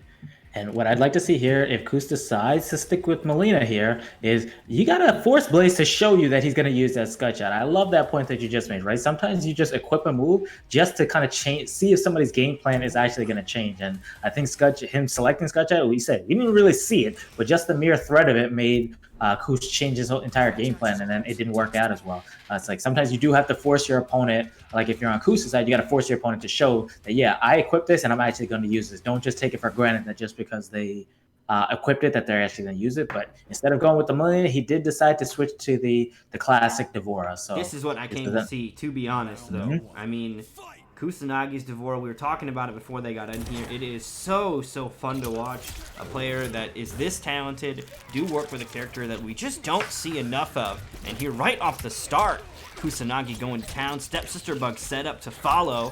The safe Ovipositors with that Stepsister Bug there to keep it going. Yeah, D'Vorah is one of those characters, man. She gets that bug down, and you're pretty much just holding whatever's coming afterwards. Or you can try to match the down two. I love matching my down twos in those situations, but she can definitely keep you in that block pressure for a significant amount of time. Okay. Spacing. Blaze with his back to the wall. Yep, those jump in again. D'Vorah, that's one of the things you have to watch out for. She's got one of the best jump ins in the game, in my opinion, if not the best. Okay. Yeah, basically a half-screen threat, right? If you're putting any buttons or anything out, you can get caught. And this should be the round for Kusanagi. Yeah, this can be a round for sure, the round. Okay, coming out, firing on all cylinders. Still got his back to the wall. Blaze is not in a good situation with his back to the wall because it means that, again, he's not going to be able to back away from any of the pressure or the jump ins. He's going to have to hold all of it. Exactly as I say it. Gets a throw. Okay. Acid Puddle's out, just gonna walk right across it here, and the jump in again from Kusanagi will allow some pristine damage. Look at this, gonna be about 30%, not quite, but the Stepsister Bug setups. So DBS does the Scudshot, I guess, take care of the bugs? I'm not sure. It does. I would think it does. It kills them when they come forward, but the problem is that it doesn't deal with the rest of what she's doing, right? So if she's swinging at you with limbs, Scudshot doesn't shoot limbs, it only shoots the projectiles. If you have the meter, you can maybe amp it, but the way that I think Kusanagi's doing it is that it's also the startup of it is just too oppressive. And look at that, dude, the Spider Lady is insane. Gonna take it clean, 2-0 in the round count, and now Blaze on the verge of maybe being sent out of this. This is another Game 5. Another Game 5. I love the competition here, Dream. This is incredibly close. Players are sweating it out, and this is what you expect out of an LCQ top 8, right? It's going to be a meat grinder where everybody's going to be trying their best, doing whatever they have to do, pulling out any character that they have to in order to get these wins. But in this situation, though, Blaze does have the counterpick option here. When I say counterpick, not necessarily counterpick to D'Vorah, but he gets the last selection here to change up, and maybe he's able to throw Kusanagi off with whatever he selects here, because Kus definitely, I think, caught him slipping right there with that D'Vorah pick. Yeah, maybe that was part of the strategy too, right? We didn't see, and that's how it always typically comes from Kusanagi, is D'Vorah doesn't make an appearance early on, but when she finally does, there's also less time on the clock for opponents to adapt and make the necessary adjustments to deal with her. So Blaze now kind of dealing with a case of that. This is his last chance here as we move down to Game 5. And whoever loses this, they're out of the tournament. Whoever loses this, they're out of the tournament, Dream. So this is the one that counts. First to one. Okay, so you saw, I don't see people doing this, and I don't know why. You saw how he just whiffed that forward four? If you just grab, you can actually beat the Amplify if you grab when they whiff that. Oh, It's a interesting. I did not know that. it's a really weird situation, but it snatches them right off the ground, even if they try to amplify it. But either way, Blaze is able to start this off strong, puts him into the corner, and gets the acid down. This is definitely, he's just burning right here, Dream. Yeah, a lot of health missing from Devora's health bar. Ooh, tries to get in with another spider drop. Goes for the interactable, it looked like there. Blaze just taking it off the field, perhaps, but right now hasn't been able to find a hit, but hasn't needed to, as Kusanagi just getting chipped out here. Look 4 at the bullets acid. left. This is going to be tough. This is bleak. I don't even know what you do here. At Okay. this point, this is like a resource and position building round, right? You push your opponent into the corner, and you just hope because, oh my goodness, Blaze. I don't know, not like this. All he's got to do is spill that acid, and Oh, wow! he gets the interactable, pushes him back into just before the acid goes away. Yeah, I forgot Well played. about that acid, to be honest. It came off the screen. I thought it was gone, but Blaze expertly finding the right way to push his opponent back far enough to get caught by it. Excellent tech. Okay, straight into it. Oh, he gets the short hop, but he does the wrong punish, Dream. Okay, and he has no defensive mirror. Now he's getting back to slides, standing in the acid. Okay, Blaze challenges. Okay. Oh, I forgot that he even has the command grab. I love that command grab too. Definitely one of Aaron Black's more fun moves to play with. Here's the Amplify catch. Okay, Cleans he's got really good momentum. Blaze has the momentum here. Gives him a tick throw too, so he's got a handful of his, or maybe not a handful, but one of his better offensive mids, forward 3, is a tick throw move too. So now you have to be worried about even blocking stuff from Aaron Black. Yep, and you see, this is what I was talking about earlier in the set, where Blaze's defense and his ability to choose his spots. Yeah, he's dead. Is that a brutal? No, you can't brutality combo into it. You have to hit the command grab raw to do the brutal. It's really weird. It's just like Gearus' command grab. For whatever reason, it has to be done wrong. It's so annoying because the brutality on that is one of the best and has a secret animation. So he shoots him in the head, right? But the secret animation, he throws dynamite into their mouth and it blows up. And their head doesn't make it to the other side on that one. It's so good, but you can't combo into it. We'll see if I've got some clips of it. We'll see if that makes it into the announcement videos because we've got some announcements coming up here as we get closer and closer to our finale. It is going to be Blaze making his way closer and closer to the finale as well, however, as he's going to be staying alive in our bracket. Speaking of brackets, though, let's go ahead and pop our bracket up here as we pop in some scores on this one, where we're going to be moving Blaze forward up against Sad Boy Murda, and we're going to be getting Recess versus Striker coming up next. Big Striker. And again, well played to Kusanagi. That was a close set, another game 5. All these sets have been hyped so far, very, very close. So, but yeah, unfortunately, his season does come to an end, but I'm sure we will see that young man back in the future again. Well played, sir. Absolutely. We'll get those invites out, and we'll be right back with you guys. So, Striker and Recess now. We saw Striker obviously playing a little bit of a different oddball character. Recess, his Cabal, really solid. Johnny versus Cabal. Is that what we're going to see? Or perhaps maybe this is time to fall back on old ideas. We were asking this question earlier, in fact, during that set. Does Striker continue this route with Johnny Cage at the helm for his top 8 run, or is he going to be switching it up throughout the bracket here?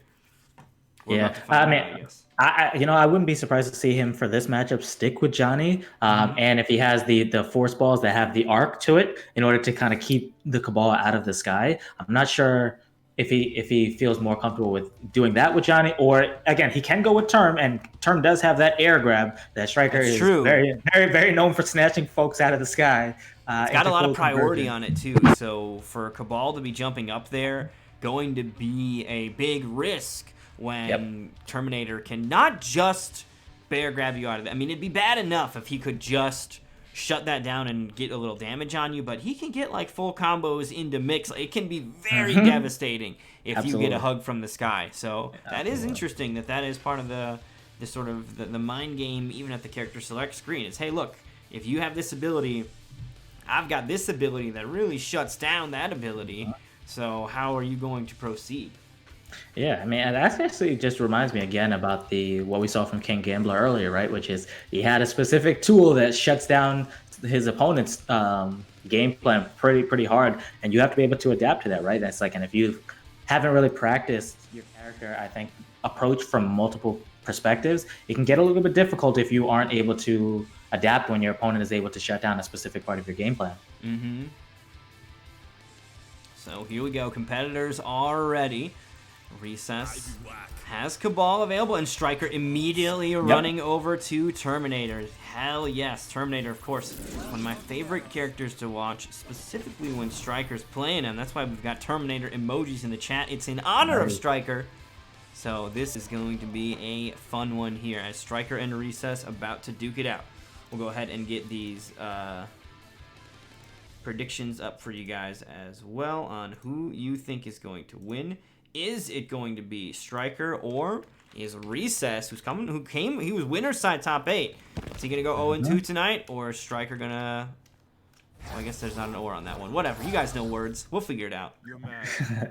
And again, the loser goes home. Yes, loser goes home. This is lower bracket action. You're right. So loser is out of the tournament here. LCQ dreams are done, and chances at that 1K prize pool, unfortunately, will come to a halt. And Striker gets caught whiffing. Recess immediately on it. Okay, yeah, you're definitely gonna see a lot of jumping in this matchup. But again, I think what makes it a little bit tough sometimes too is that he's got the air projectile as well. So it's gonna be interesting to see how Striker is able to adapt not just to the air gas, but also to the potential of a aerial projectile to interrupt any attempt to grab him out of the sky. Yeah, so far we haven't seen that bear hug really get in the way of the game plan here. Recess has just been kind of zip-zopping around the screen freely. Striker's starting to get a little momentum here. Doesn't have a lot of health left, but that could be beneficial here as Fatal Blow's on the table. The next mix is gonna kill. He's fucking dead, dude. This character. Let's fucking go. Bottom 5. As we call it, right? It's just like, again, it's that air grab into either, he can just finish the combo, or he can set you up for another mix, and in that case it was perfectly played. He was able to grab him straight into Fatal Blow, not playing any games. Round goes to Striker. Okay, raw command grab, loading up the KB. Okay, down one check. I get raw command grab again, interrupts. Dude, I love these scoops here from Striker. He has just been catching Recess, and every single time that happens, starts to build for the crushing blow for later on. So it's not just, oh shit, I got thrown. It's, oh shit, if I get thrown later, I'm gonna fucking die. He's dead. He's dead. He's not alive anymore. He's not alive. Yep. Kicks this man's legs clean off. The physics don't add up, but he's still no longer with us. Soccer career done. Pour one out for Recess's feet. Striker takes that, and again, that's the snowball that we talk about, right? It's like you get clipped a couple of times, and then he's loading up that command grab KB, and it's into GG's unbreakable damage if he has Fatal Blow, and even at the end there, again, Recess could have tried to break away, but it probably wouldn't have mattered anyway. Yeah, that is so scary as the match progresses and more of those command grabs end up connecting. Because like I was saying, it's not just, shit, I just ate another 13% or whatever it is with the amp added on top of it. It's the fact that it's sort of loading up this 30% plus game-ending tool in some situations, depending on where the health bars are at or resources are at, like a Fatal Blow after that. Now you're looking at 50% of your health bar could just disappear, all because throughout the game, not just then, throughout the game, you found yourself getting command grabbed, and just now the snowballs hit from the peak all the way to the bottom, and that's where you're at. Yep, and I like what Striker's doing too. He's doing the raw command grab too, so it's not even like you're gonna try to guess on a stagger into a command grab. He's just grabbing them at random, well, not, I don't want to say random, but just like very specific timings when he's doing it. And it's just like, oh yeah, he's just scooping him, like just like, oh, I see you are sitting there blocking. I've got an answer for that. There's the attempt though. Okay, we get the micro nice duck. Little micro. That was really solid there from Recess, and that's the adjustment we want to see here. This is top 8. You better be bringing your A game, and Recess showing it off. Indeed. Good throw. Still in the corner. Okay, good meaty. He jumps. Okay, yeah, he tried to go for the raw command grab, which I appreciate because he probably would have tried to put his back into the corner. That is 2 in a row now, though, that Recess is called out. So perhaps getting a hang of Striker's tendencies here, and it'll be up to Striker to make a switch. Will he have to do it in this round or the next, though? Fatal Blow available. We saw what happened last time. The complete turnaround from the T800. Okay, he's able to close that round out, Dream. My heart stopped for him because I'm like, he dropped that right at the end there, and I was just like, that's one mix into GG's again if he had messed it up, but he's able to close that round out. So Like, it never is a win until the announcer has said it. Exactly. Yep. Till you hear round 2, it's like it's not over. Yep. Okay, no stagger, fully commit into the command grab. Guess loading up. again. Okay, good blocks there. Now looking for an opening. Finds the last hit on the string. Backing away, buzzsaws are out, zip zops in. Striker's defense just waiting for his moment. Not gonna find it though. Recess with the throw. Gonna send him toward the corner. And I think not as much send him toward the corner, but give him some more room to wiggle around here in this mid-screen. Exactly. That's what he needs. He needs a little bit more than sweep distance. So they exactly so that way he could take to the skies without any real risk of being anti-aired. Yep, okay, jump back. Yep, he's gonna catch him pushing buttons. Close it out. And Recess gets it. Is he gonna brutal him back? Of course he is. He says, "You put me on the highlight reel. I got one for you too, sir." Gimme that 1-1. top half. So Recess with a clean answer here, and that is what I like to see. We saw Striker get quite a few, at least 3, just raw command grabs in game 1, and in game 2 we see Recess taking note of that. He's micro-ducking them, he's jumping over them, and really starting to show that, okay, I'm catching on to what Strikers bring to the table, and really kind of putting the ball back into Striker's court. Now it is up to Striker to adjust and change the strategy in such a way that Recess is not going to be able to quickly adapt. He looks like he's going to keep the same character here. Yep. So Yep. What I think I'm gonna it'll be interesting to see if Striker does what I think he's gonna do, which is he's probably gonna start trying to anticipate Recess trying to jump those command grabs and then going for the air grab instead of doing the command grab. That's what I want to see if he does that adjustment. But we'll see what he does. Because like usually he can probably just do like if he reads the jump, down 1 immediately into the command grab to stop that. yeah, that is going But to that's be the big another way to right deter it. And of course, 6 frames, right? He's got a quick one. Exactly. He's got the 6 frame down 1. Okay, he tries to go to gets the shot he blinds, but goes straight over it. Whoa, nice down 3 anti-air. Terminator does actually have a decent anti-air in the form of one of his low pokes. And now we see the scoops stacking up, crushing blow, getting ready. I think he just needs the back throw, and then the back amp is going to do it. All right, he was getting mixed there for a second. He's able to stop the pressure, stop the bleeding a little bit. Okay, Striker tries to jump, but it gets clipped out of the sky. Oh, Yep, wow, see, he he's uses the float. okay, down 1. Uh-oh. Another jump, Dream. Uh-oh, this is problematic. Yep, he's got a break. And he actually went Hey, up. You oh, saw he was here's going that. for a bear grab there, but got beat out by it. Not enough priority or not enough time. Either way, Striker not done yet, though. Fatal blow available. Gonna just chip him out with the point blank and Recess. He's got the lead right now. He does. And he's got him off the defensive meter as well, Dream. So it's like any hit the Striker takes, he's going to be eating a whole lot of damage because Cabal silently does do a lot of damage, especially if he gets you off of those jump kicks from the air gas. And he's got a fair amount of crushing blow launchers, too. And with all these whiffed command grabs here from Striker, that could end up playing a factor. Okay, here we go. Mix up time. What's the guess? Guess is wrong on this one. Misses the combo, though. A rarity from Striker. Perhaps the nerves kicking in. Oh, dropped combo from Recess, too. What is going on? Is that like a smash thing? SD? We're both going to drop combos? Drop combos, yeah, right? No, Striker got lucky there because, again, he could have taken a lot of damage. But he was able to get the redemption. Okay, good blocks. That's big. Okay, yeah. Get the punish. Yep. Now you're guessing again. And he guessed wrong. This time he'll get the combo. That's GG's. That's round. Kicks this man's chest clearly across the stage. Very nice answer here from Striker, tying it up. Fatal blow available from both players. Quite a few crushing blows available as well, including that command grab crushing blow from Terminator. So that is a very deadly tool, and I'm sure he's got it loaded up by now as well. So Recess is going to need to look out. The sweaty flawless block. Okay. Okay, so what we're seeing here is like Striker's getting a lot of these like single hits. Oh, that's KB. Is he gonna do it? Dude. He's crushing his nuts. Yeah, of course. 428 Dream. 428. Okay, no. Snowballing Dream. Okay, but still the scoops. You're dead now. GG's. GG's. Does he have the? Nah. Oh, that's not going in the highlight reel. Okay, so can we make a plea, please? I want them to revert this back to how MKX was, where it didn't slow down mid combo when you get to finish him Dude, screen. I Because hate I that. hate seeing brutalities drop because of that slowdown. It Please, feels can we like change it that? was added almost to only do that. Like, what the fuck else does that do? I think that they saw what Guilty Gear was doing. Is like, oh, Guilty Gear slows down at the end, but like, because it's the end. It's the real end, you motherfuckers. Yeah, That's yeah, why. exactly. Like, I'm not It's done like- ripping this motherfucker in half. I'll give you a good slowdown time. Just patience. And Patience. they're not doing it, man.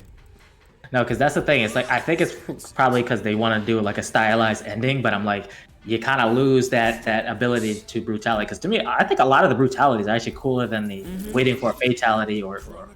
But And ain't nothing you know. stylish about a fucking low poke. Like, Yeah. finish him slow mo while the dude is going to grab his toe real quick. Like, man, Yeah, fucking, yeah. we could have seen that at normal speed and it would have been just as hype. Indeed. Striker was able to close that out. Again, let's see what the adaptation from Recess is. We saw again that is the Terminator Snowball. That is the story of this character, in my opinion, which is, again, if he can't get his command grab stuff going, and the mix going, it's tough. But when he does, ooh, it starts to kick out. Okay. Striker slowly pushing him back to the corner. Recess. Yep, I was going to say probably going to do a jump projectile, try to do the air gas in order to get out of there, Dream. Yeah, he does still have some commanding tools from the air, and we've seen, our hypothesis that the bear hug from the air would do a good job of dealing with it. Doesn't actually seem to be the case. The threat of the buzzsaw and the range of the hook sword ends up, kind of having that normal be a threat before Striker can get close enough for the bear hug to become a threat. So we haven't really seen a lot of challenges from Striker. That being said, the bear hug still serves the rest of the purposes that Striker uses it for, but in this particular matchup, it's not a strong deterrent for what Recess is looking to do. Indeed.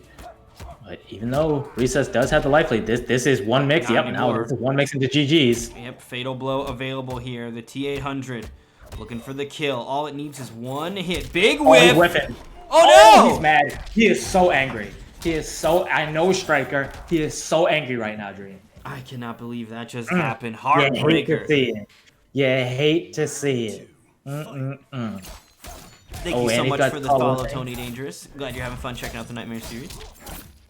Look at Thank all you to this everybody else in the chat and everybody watching. I'm really glad that you guys enjoy the show that we put on here. It means the world to me that you guys have fun out here. So thank you so much, you guys. Every single one of you. Indeed, Dream. Ooh, good poke. Alright, zip-zopping around. No challenge from Striker. The low poke does get his turn back. The running grab will find its mark. Not going to obviously run far enough for the KB, but still going to be some damage here for the T800. Another command grab as well. It's okay, just 12%. There we go.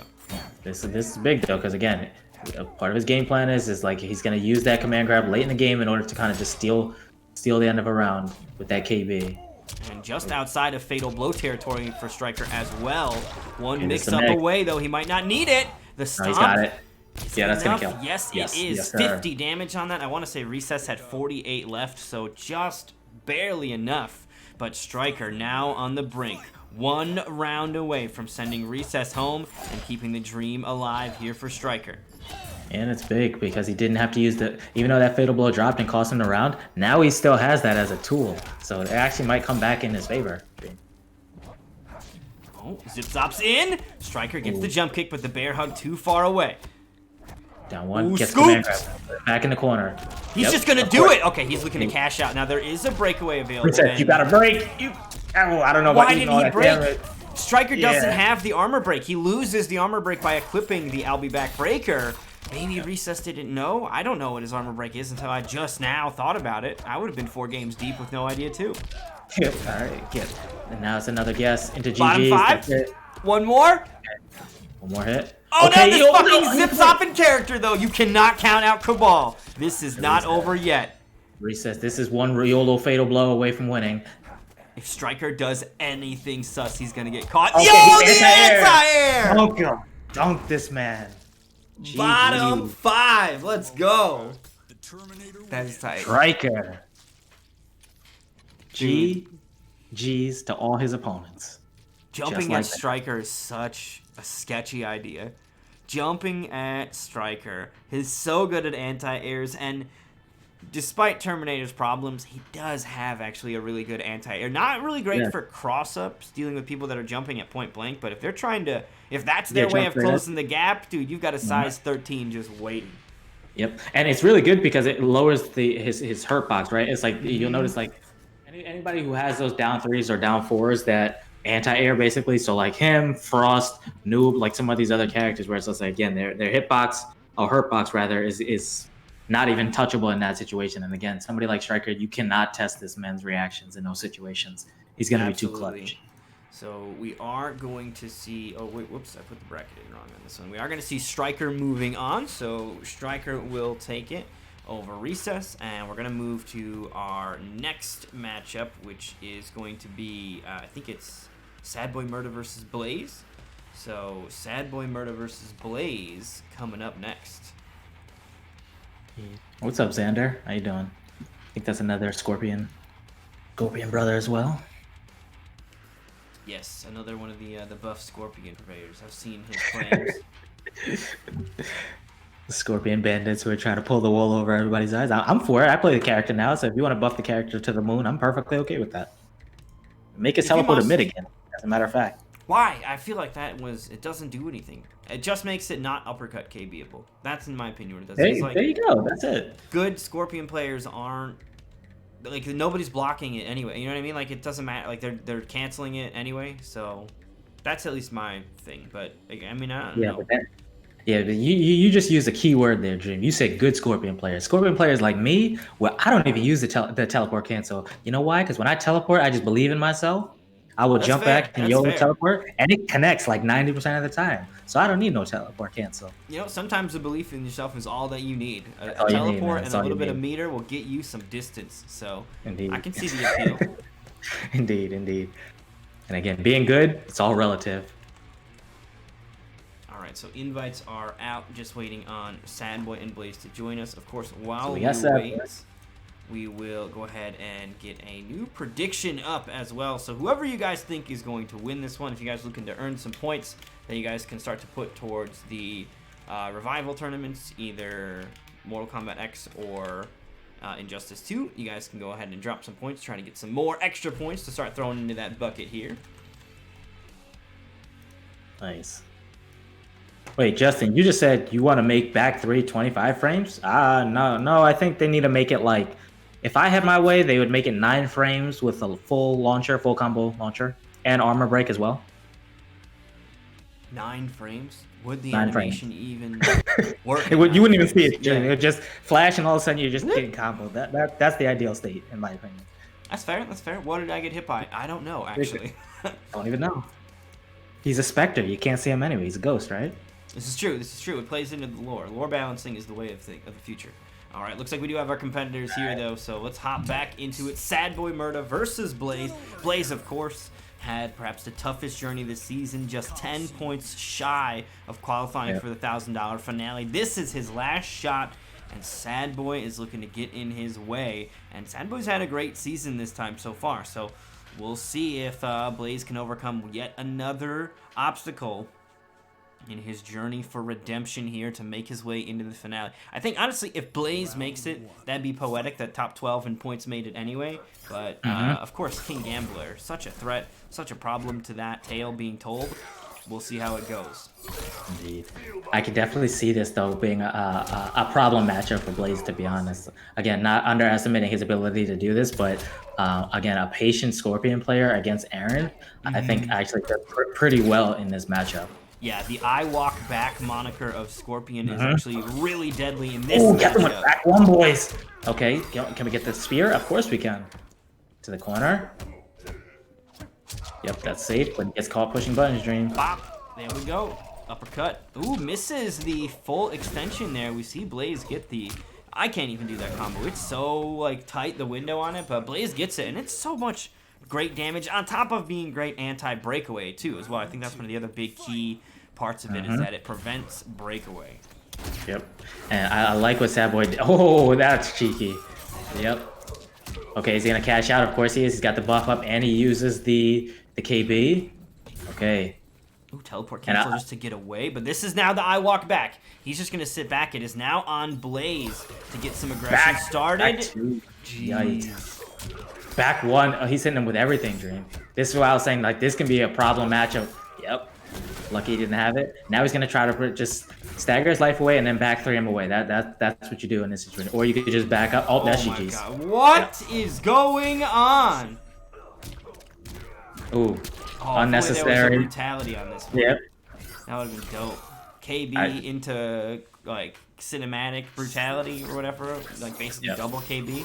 That would have been tight. If only it was the chainsaw. Nonetheless, though, Sad Boy with a really, really solid game there, and I think you kind of nailed it at the top of the set that this is a character that if your plan is to just walk back, Aaron Black does not do a good job doing that. I think one way to maybe classify Aaron Black is he can be a bit more of a reactive character, but so is Scorpion, and Scorpion just has a better way of forcing movement and choices out of their opponents than Aaron Black does, particularly in the way that the two of them pair up, because I think Scudshot does get rid of Spear, but like, who cares? Like, Scorpions aren't zoners, right? Like, it's not a big deal that Scorpion can't throw his Spear because that's not what he's looking for. So one of the bigger tools that Aaron Black brings to the table is also a tool that, like, Scorpion's like, I don't care. And that's the thing, and it's like, and then Blaze can't even get reckless with using Scudshot because the teleport is always a threat at any point as well too. So just again, he hits him with the back 2 confirm, gets the throw, and Scorpion's throw range is so godlike, it's ridiculous. Like, you'll think that you're out of range of it, and he'll still scoop you. Oh no, dude! It just depends on where the sun's at. His shadow gets involved. So you gotta be careful. Exactly. Okay, see, okay, now this is actually okay for Blaze because like he's just getting his defensive meter back, waiting for it, but he doesn't have the life lead though, so he can't really afford to wait too long. And this is the mind game train, which is when a Scorpion player has you just waiting, they're still winning. You know why? Because you're still playing at the pace they want you to play at. Yeah, I mean, I like that Blaze is opting to slow it down because it felt like that first game he was falling into the trap a little bit too much, but this is still playing into Scorpion's game plan, so the clock could be a factor on this one. The life lead now in Blaze's favor, 30 seconds left. Let's see if he can finish this job here. Sad Boy does now need to get a little aggressive, though.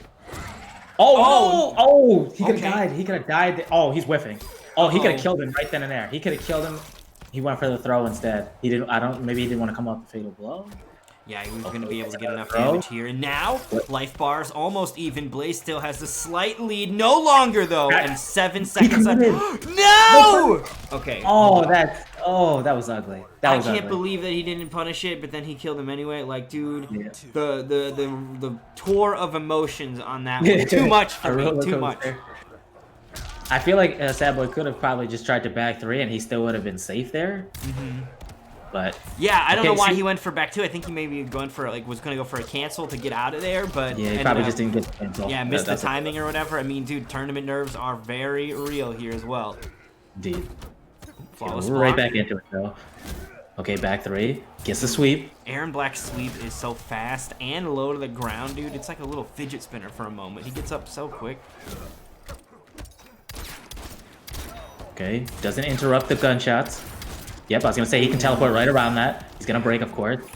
Now, Aaron was able to empty the clip there, so Blaze is going to have access to that rifle-crushing blow as well. Will he get a chance to use it?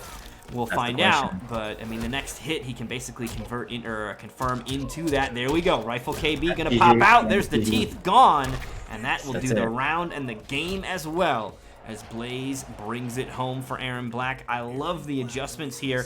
That patience definitely kind of working out. He played into Sad Boy's hand a little bit by slowing the pace down, but you can definitely tell that Blaze is comfortable playing at a slower pace as well, which I will say, you know, we talk about how Scorpion does a great job of just walking back. There are matchups where Aaron Black does the same, right? Where Aaron Black can play the role of, let me put the acid down, let me just go ahead and chill, force you to have to deal with an obstacle course to get in. So Blaze has his own chops in that department, and once he got the life lead, able to enact that aspect of his strategy, and Sad Boy just wasn't able to close the differential in time. Yep. I think, like I said, that match could have gone either way in that situation. It was just that one decision, I think, or just as you said, it might have been tournament nerves or whatever the case may be, where he didn't get the teleport cancel off the back too, which forced him to overcommit in that situation. But again, that could have easily gone in Sad Boy Murder's direction as well. Absolutely. Yo, what's going on, Regular Grunt? Today we are just running through. You know what I don't see a lot of LCQ. Scorpions doing? Tell me. Is the 2-1, because Scorpion's 2-1 is actually plus. A lot of Scorpions only use like the 1-1 or they use the down one, but his 2-1 is plus, and it leaves you right in their face, and it's +2 on block. So I'm like, I would like to see a lot of Scorpions start using that a little bit more too. But yeah, right I think now, also again, with the string extensions, it's got like a bonus ender on I love the that. or whatever. Plus, it's got. Yeah, I mean, it's a bold risk, but if you've conditioned them heavily enough, if you finish 2-1-2, that's +6 on block. Like that is in MK11, that is a lot of frames. Right. Gets the short hop. Okay, flawless blocks, but doesn't use the meter. Again, I like Sad Boy's use of this forward 3. Okay, gets the teleport. He's gonna get the full combo. Yep, gonna get the restand. Yes, I like it. Yes, that's exactly right. You get the stand 1 restand. That's also why I like Demon Breath as well. Again, I know a lot of people don't believe in Demon Breath for whatever reason, but it's for those restands into +18 without meter. It's kind of ridiculous. But a stand 1 will get the job done as well. Oh, there's the YOLO slide, just kind of letting it rip. Sad Boy getting caught. Here's the opening now from Blaze, gonna push him past the 50% mark. Still working on a flawless of his own. Never mind, spoke too soon. Yes. Working on it and went out to lunch immediately thereafter. I mean, if I don't cast the curse, they're gonna get away with it, and I can't have my reputation being tarnished by flawless victories happening on my stream of all places. So And nothing can be free on this stream. Only high level competition. All right. Yes. Okay. That jump in, I believe, is like +8. Oh, the cheeky mix. The secret low. Dark Elite would be proud of that one. Okay. Look at the movement. Okay. He gets the. Are you kidding? Yeah. He tried to go. All of that Okay. shimmying around for Blaze to be like, oh, now's when you're gonna attack. Like, dude, what a call out by Blaze. That was huge. Okay. Gets the buff. Okay. I like this. Is defensive Blaze. This is the Blaze that I like to see. His offense is always good, but his defense, I think, is really what kind of separates him from a lot of people. Yep, of course, then we're gonna start seeing a exactly. Dude, Yep. Blaze is on fire right now. The and flawless he's block burning. attack on the get up. Okay, here's the response from Sad Boy. Fatal Blow is available. Okay. Not gonna Yep. get a Oh, chance. that didn't kill wait. him. A little bit left. Yeah, this acid acid puddles though. out. What are you gonna do? And And he ducked the still throw goes up. again? Dude, hands to yourself. And it's just. And then Jeez. takes this message. Dream. This man jumped in. The score. Uh-oh, you're cutting out. This seems like it's good information to get to. Alright, you guys are all hearing the same thing that I do. This is tragedy. 'Cause Soul Warrior has gone full slow-mo on whatever this word is he's trying to get out.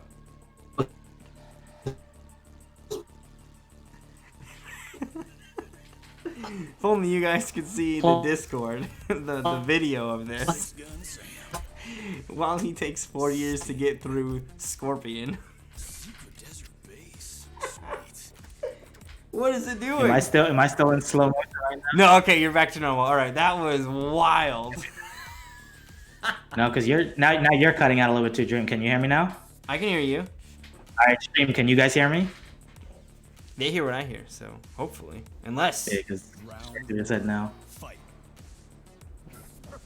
Oh no. Oh, yeah, now I'm okay, fine. they're Yeah, talking now to I'm each other. Okay, yeah. No, what I was saying is that when Sad Boy Murder jumped in and Blaze blocked it, Sad Boy Murder was +8, and Blaze was still able to micro duck afterwards. Like, I don't know how you have the balls to do that when somebody is +8 and you micro duck. That's crazy to me. Dude, his crystal ball told him throw is coming, and he was just like, all right, I trust. Now Blaze. Oh, Oh. dude, this is gonna be big. There is a breakaway gonna become available right there at the end. That's, I'm assuming, part of why he didn't spend the KB either. Okay, this is big now. So now this means that no. Yep, I was gonna say no breakaway, no teleport cancels, and he's stuck in the corner. Blaze drops the combo. Wanted the hard Okay, no knockdown, I believe, of that. Not going to happen here, though. The mix-up gets blocked. I think that's one of the easier mix-ups Aaron Black can bring. That shot is a low, but you can really see it. It's telegraphed very heavily, so... Okay, he uses the KB. I'm not sure about this because he still gave him the fatal blow. Yeah, now you're dead. Yep. GG's. GG's. That's why I was like, I'm not sure about using the KB in that situation, Dream. Not sure about that at all. Yeah, sometimes it is a little sketch to do that extra damage because once you give your opponent access to some of these higher damage tools like a fatal blow, it can really turn the tide. Of course, Sad Boy can kind of at least take away from this that he doesn't have to worry about that happening for the next 2 rounds, so Blaze's ability to rob him is gone as we proceed through what could be our final game between these two if Blaze has his way. He's okay. Teleports in. Oh, wow, just lets it rip. Okay, get a poke ward. Yep, okay, so this is exactly how Blaze won his last set before too as well, which is he waits till basically the last game of the set in order to start using the command grab and catches his opponent slipping. Yo, thank you so much for the follow, Mr. Pretzel, as well as MG It's Dawn. Glad you guys are having fun checking out the Nightmare series here, seeing what the Xbox side has to offer. A little shimmying back and forth. The fire buff is up here from the Shirai Ryu. Blaze sitting on a lot of health, though. The boot drop will connect. He's behind you. Okay, he was ready. Okay, he gets the micro duck. Big whip. Okay, he's going to cash out. I mean, this is, in some ways, not that bad of an idea because the Fatal Blow's already been spent by Blaze, and he doesn't have enough health left for it to really matter what tools he gives Blaze access to. Anything will kill. And Sad Boy just wants to find a way to finish this. Blocks it back 3. Okay, Blaze is gaming right now. Okay. Back 3 again. No punish. Gonna get chipped out. He's dead. Yep. I was like, he can't take it.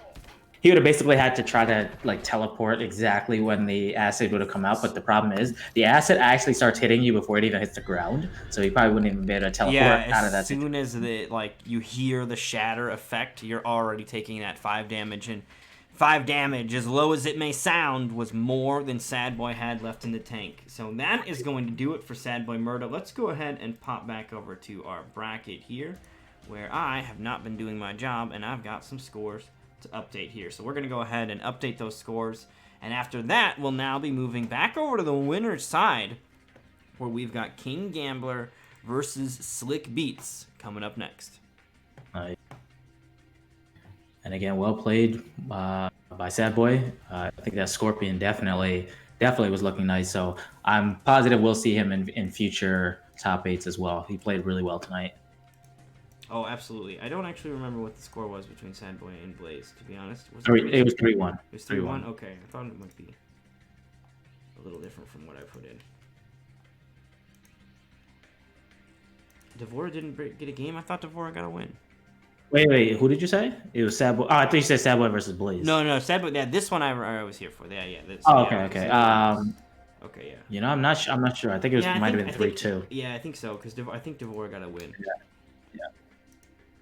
Alright, so let's pop in now Striker or Blaze here. Not Blazer, who the fuck is that? And then Striker won 3-0. Or was it 3-1? I think no, he had to Cabal won a game. Yeah, Cabal won a game. I think it was 3-1. Alright, yeah, it's 3-1. Or at this point, when you're in a loser's bracket, it's just W and L's at this point. Yep.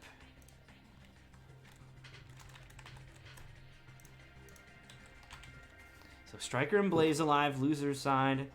King Gambler and Slick Beats alive on the winner's side. And we're going to now narrow that down to only one of them left on the winner's side. Will it be the returning LCQ champion twice over now, King Gambler, or is Slick Beats going to get the big upset here and knock King Gambler into these shark-infested waters for either Striker or Blaze to potentially finish off the job?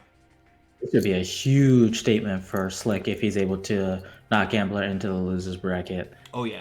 And secure a spot into grand finals, because at the very least, again, you go in on the winner's side, you have that cushion, right? Of you have the extra set, you have more time to adjust, and it's okay. However, again, as we talked about earlier, King Gambler going into losers bracket, it's almost like he's not in a losers bracket. I think it fires him up a little bit more. So again, I don't know if that's even a benefit, but again, going into the winner's side is always a plus if you can make it happen. Yeah, that winner side of grand finals is one of the biggest and best cushions you can get in a bracket, of course. So very, very valuable to both of these players. Also want to give a thanks to Sad Boy Murder coming through with the raid after he finishes up his LCQ run. Those of you guys that were watching Sad Boy's perspective, welcome to the rest of the tournament. Hope you guys are having fun over there with Sad Boy, and I hope you had a great night with your tournament run as well, Sad Boy. We'll hopefully see you next season. That Scorpion looking real strong. But it does look like we've got our competitors ready to go here. So we're going to be popping their names in and hopping over to our match between King Gambler and Slick Beats. Now, of course, also want to note this is winners finals.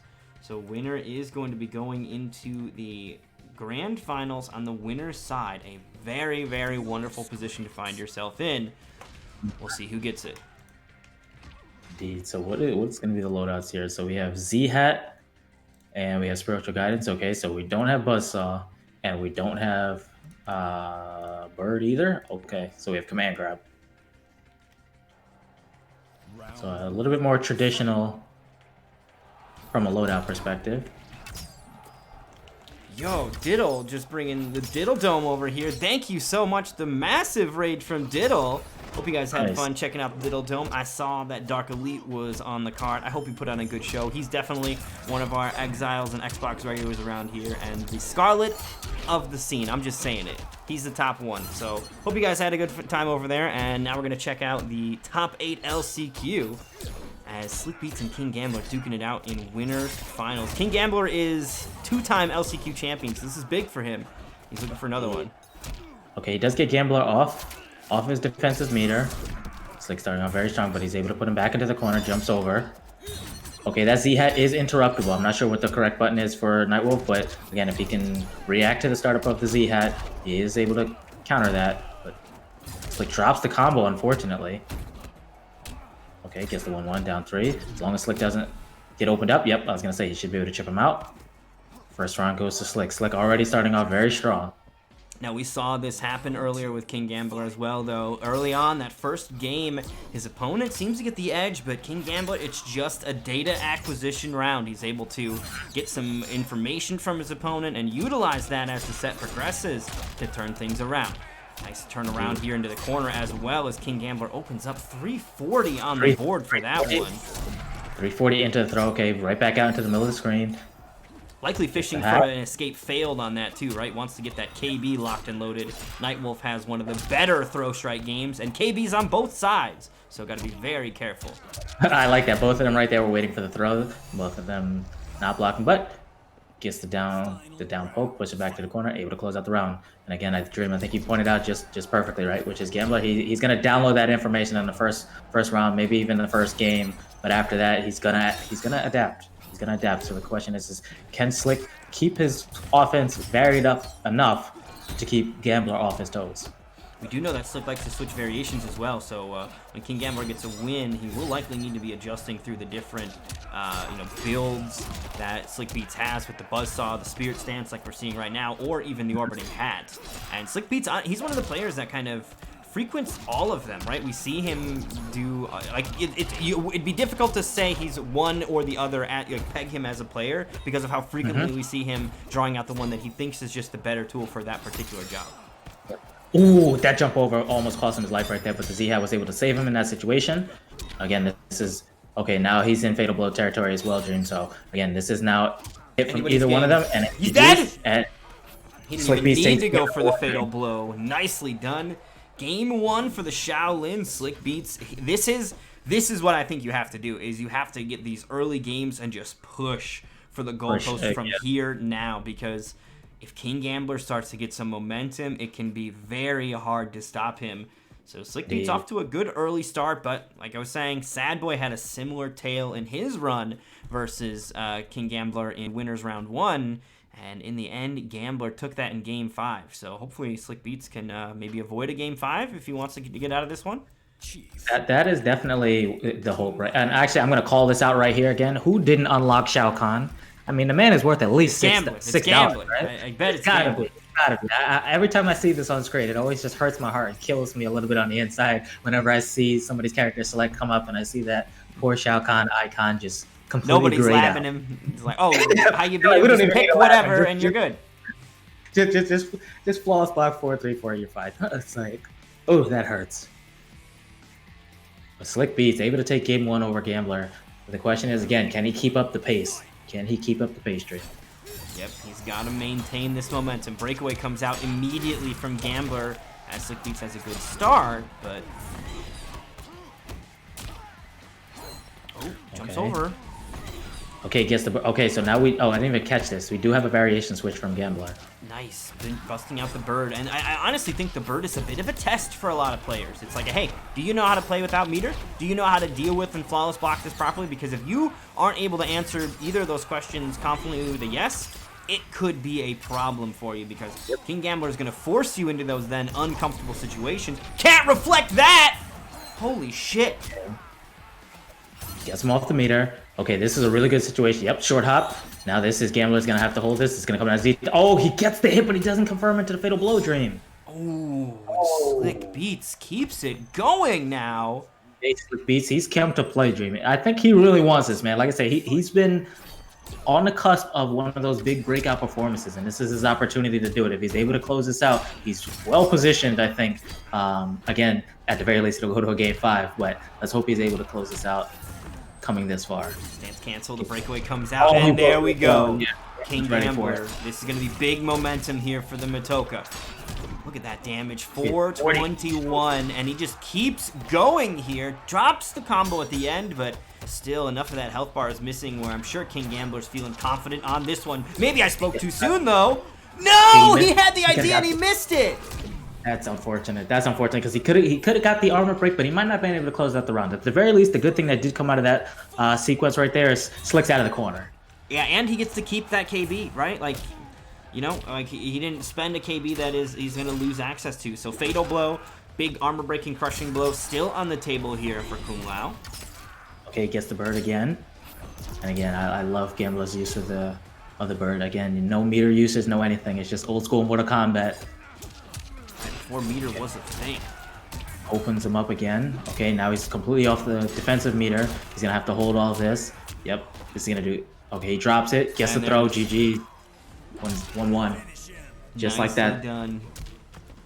I wouldn't be surprised to see a variation switch here to Buzzsaw. The only thing is, if he does switch to Buzzsaw, Dream, the interesting thing about it is Buzzsaw on hit, if you don't amplify it, it's actually -4. So it's not really going to be useful if he keeps getting hit with this bird. So is he going to go to Buzzsaw, or is he going to try to stick it out with this variation? Yeah, I think the Lotus Fist as well, the Orbiting Hat, is another one where the bird shuts that down. That is one of the more meter heavy in both its offense and defense. Like a lot of the stuff that you want to do with that character doesn't work out. I would say maybe the Spirit Stance is the one that's going to maybe be the least meter reliant, but we'll see. I think, did he just go to Buzzsaw? Not sure. He picks it quickly. We'll find out here in a moment on this loading screen, though.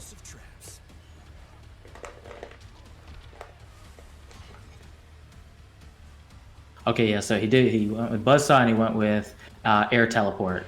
And again, like I said, the Buzzsaw, the situation, again, if he gets hit with Hannah, he's not going to be able to amplify the Buzzsaw. So even if Gambler loses, let's say, a trade and gets hit with Buzzsaw, it's not plus unless you amplify it. Which, again, a lot of players probably haven't labbed that to understand that, but...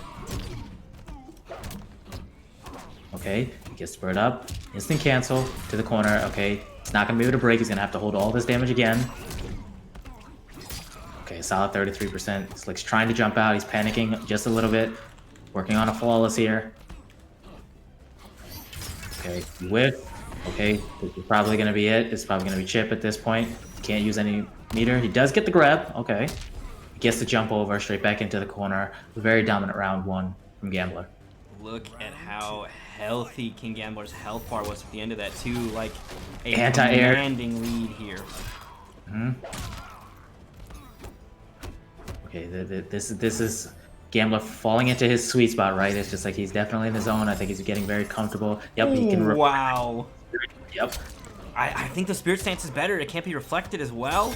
Not as meter reliant. And this is what I was saying, Dream, that it's just like, again, the mixture of the Reflect with Hannah, the Buzzsaw's not really going to be effective in this matchup. Look at this momentum. Yeah, and he gets hit with the overhead. Yeah, that was just woof. That was I gotta rough. say the spirit stance definitely felt stronger, and I would say then also too, because we were talking about Slick's ability to play basically the 3 different schools of Kung Lao are of course Lotus Fist, Buzzsaw, and Spirit Guidance, and I think Lotus Fist is gonna have a similar issue. That orbiting hat, very meter reliant, so the bird debuff is going to cause a problem for that too. Yep. Spiritual Guidance still can use meter on the cancels from the stance, but that it's not like that's what's needed. You know what I mean? So. And a lot of the stuff that it does do well, it still continues to do well. So I think that the Spirit Stance is going to be the way to go. We'll see if Slick Beats agrees here as we move into Game 4. How's it going, Misty? Hope you're having a great night.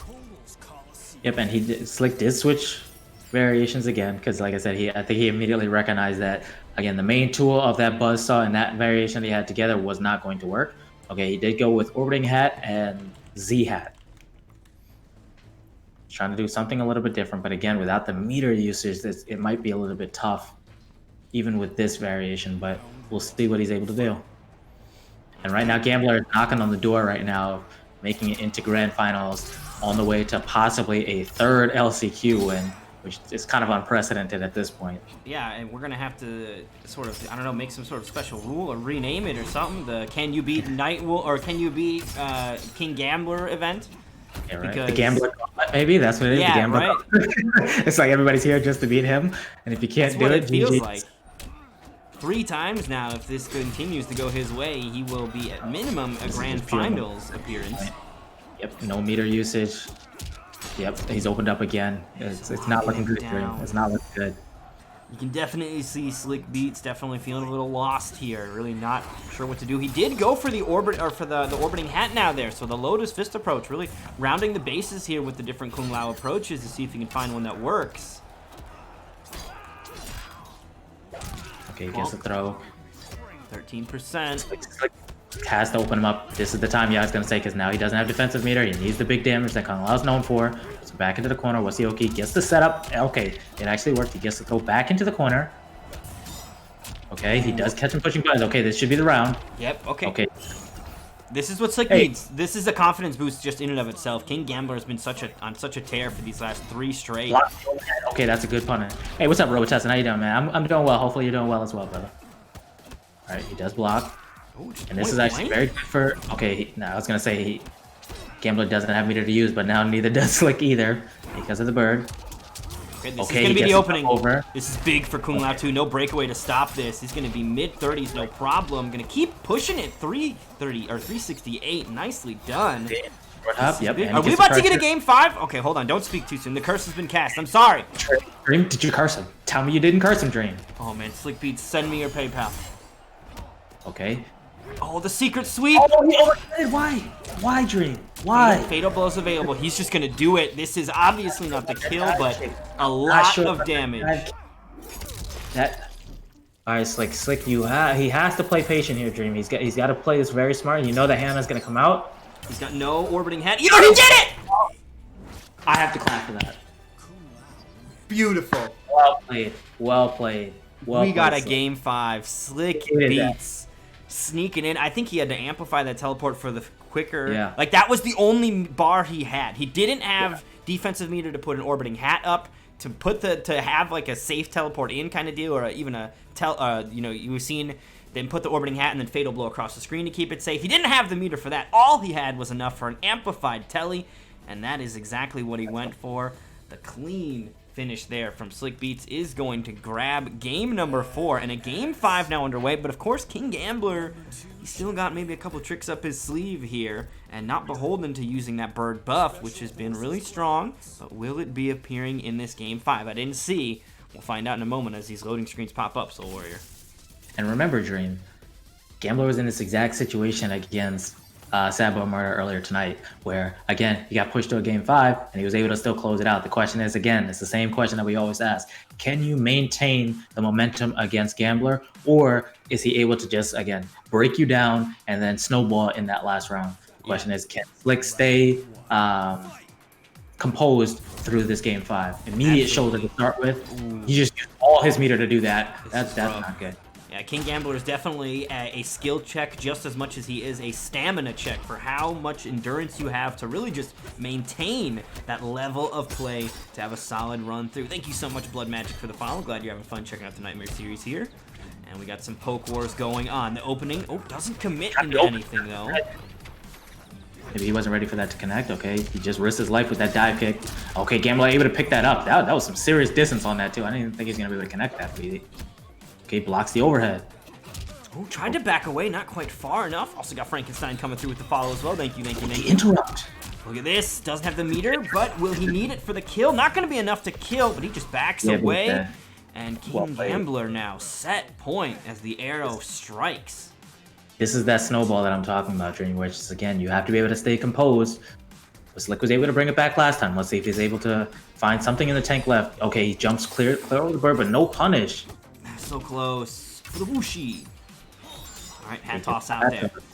Making sure that King Gambler knows that he's still there. The cancel baits out a reflect. That would have been sick. If that worked, that would have been sick. Yeah, it's a shame you can't really punish him if you do bait it out in some ways like that. Because the recovery on it is not awful either. Okay. He had a big punish there. Yeah, I could have definitely taken more than just a poke on that one. Gonna block the bird now, so not gonna be able to spend any of that meter here. Precious meter to Kung Lao as well. Relies on it a little bit more than some other characters even. Yo, the pickup! Oh no, doesn't keep it going though. That's the big thing. It means that because he can't use meter, he's not going to be getting any of his big damage anytime that bird is active. Okay, he does block. Gets the down 3. Gets the bird point blank. That is some confidence to do that. And you can't interrupt it too, right? It's got a lot of startup. Yo! Why did the flawless block attack whiff, dude? This character. Oh, that is so unfortunate. That is so unfortunate. Now he is not dead, or maybe? It's gonna be, yeah. That's just that. That man's dead. As I said, that's unfortunate. Man, I cannot believe that Gambler's flawless block attack whiffed. Still able to get the victory. That would have been way more heartbreaking if that had whiffed and then he died. But nonetheless, King Gambler gonna move on, and the three-peat that much more attainable here for him.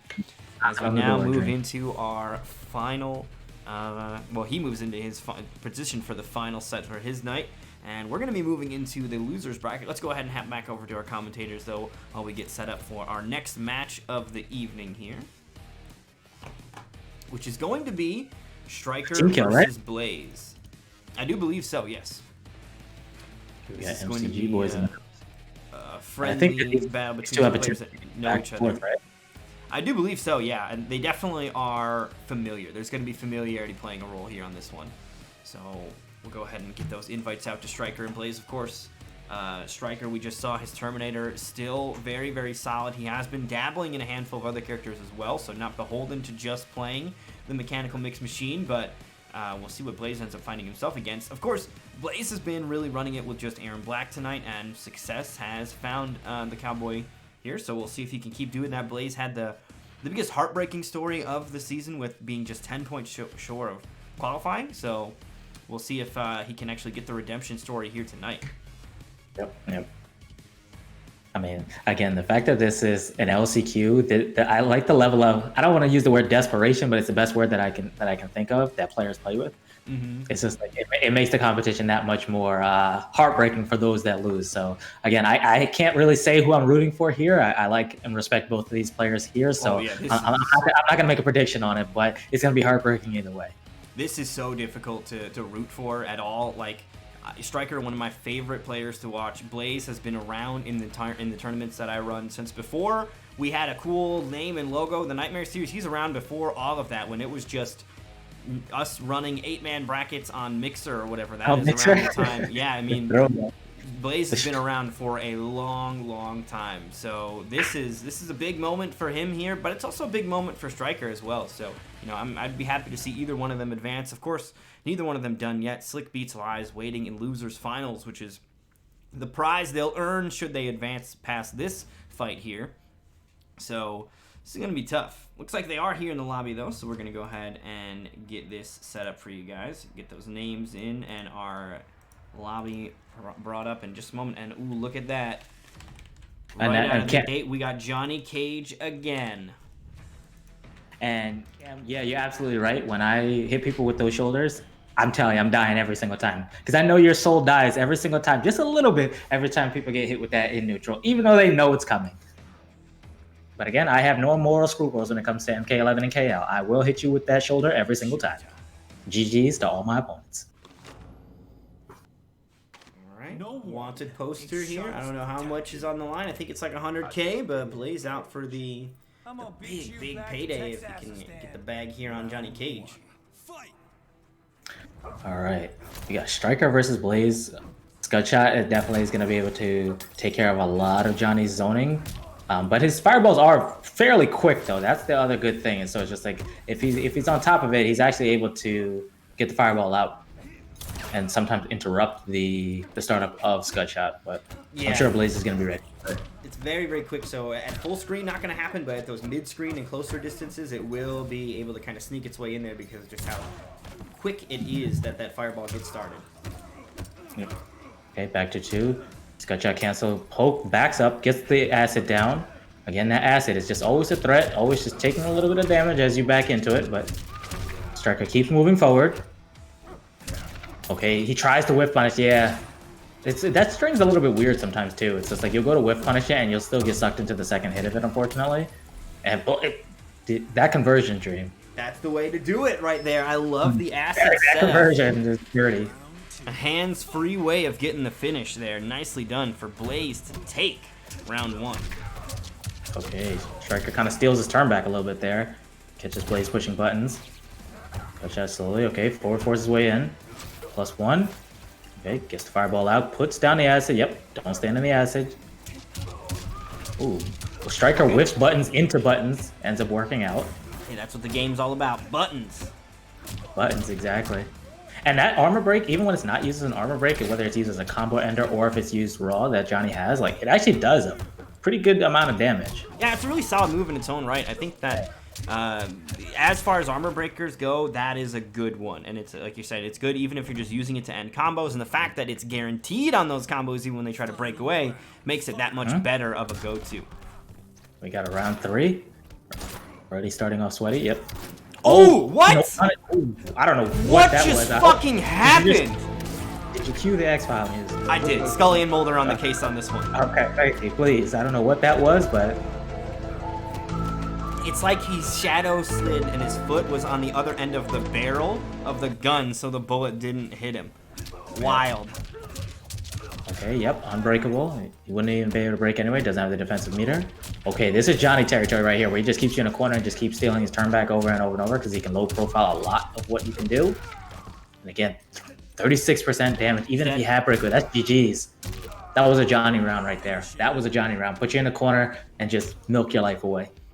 Absolutely. Very nicely done here by Striker. He will take game 1, bringing it home for the superstar. And now it's up to Blaze if he's going to make a switch here. We obviously see Scudshot in the build, so we saw him bring out another build that didn't have Scudshot on it.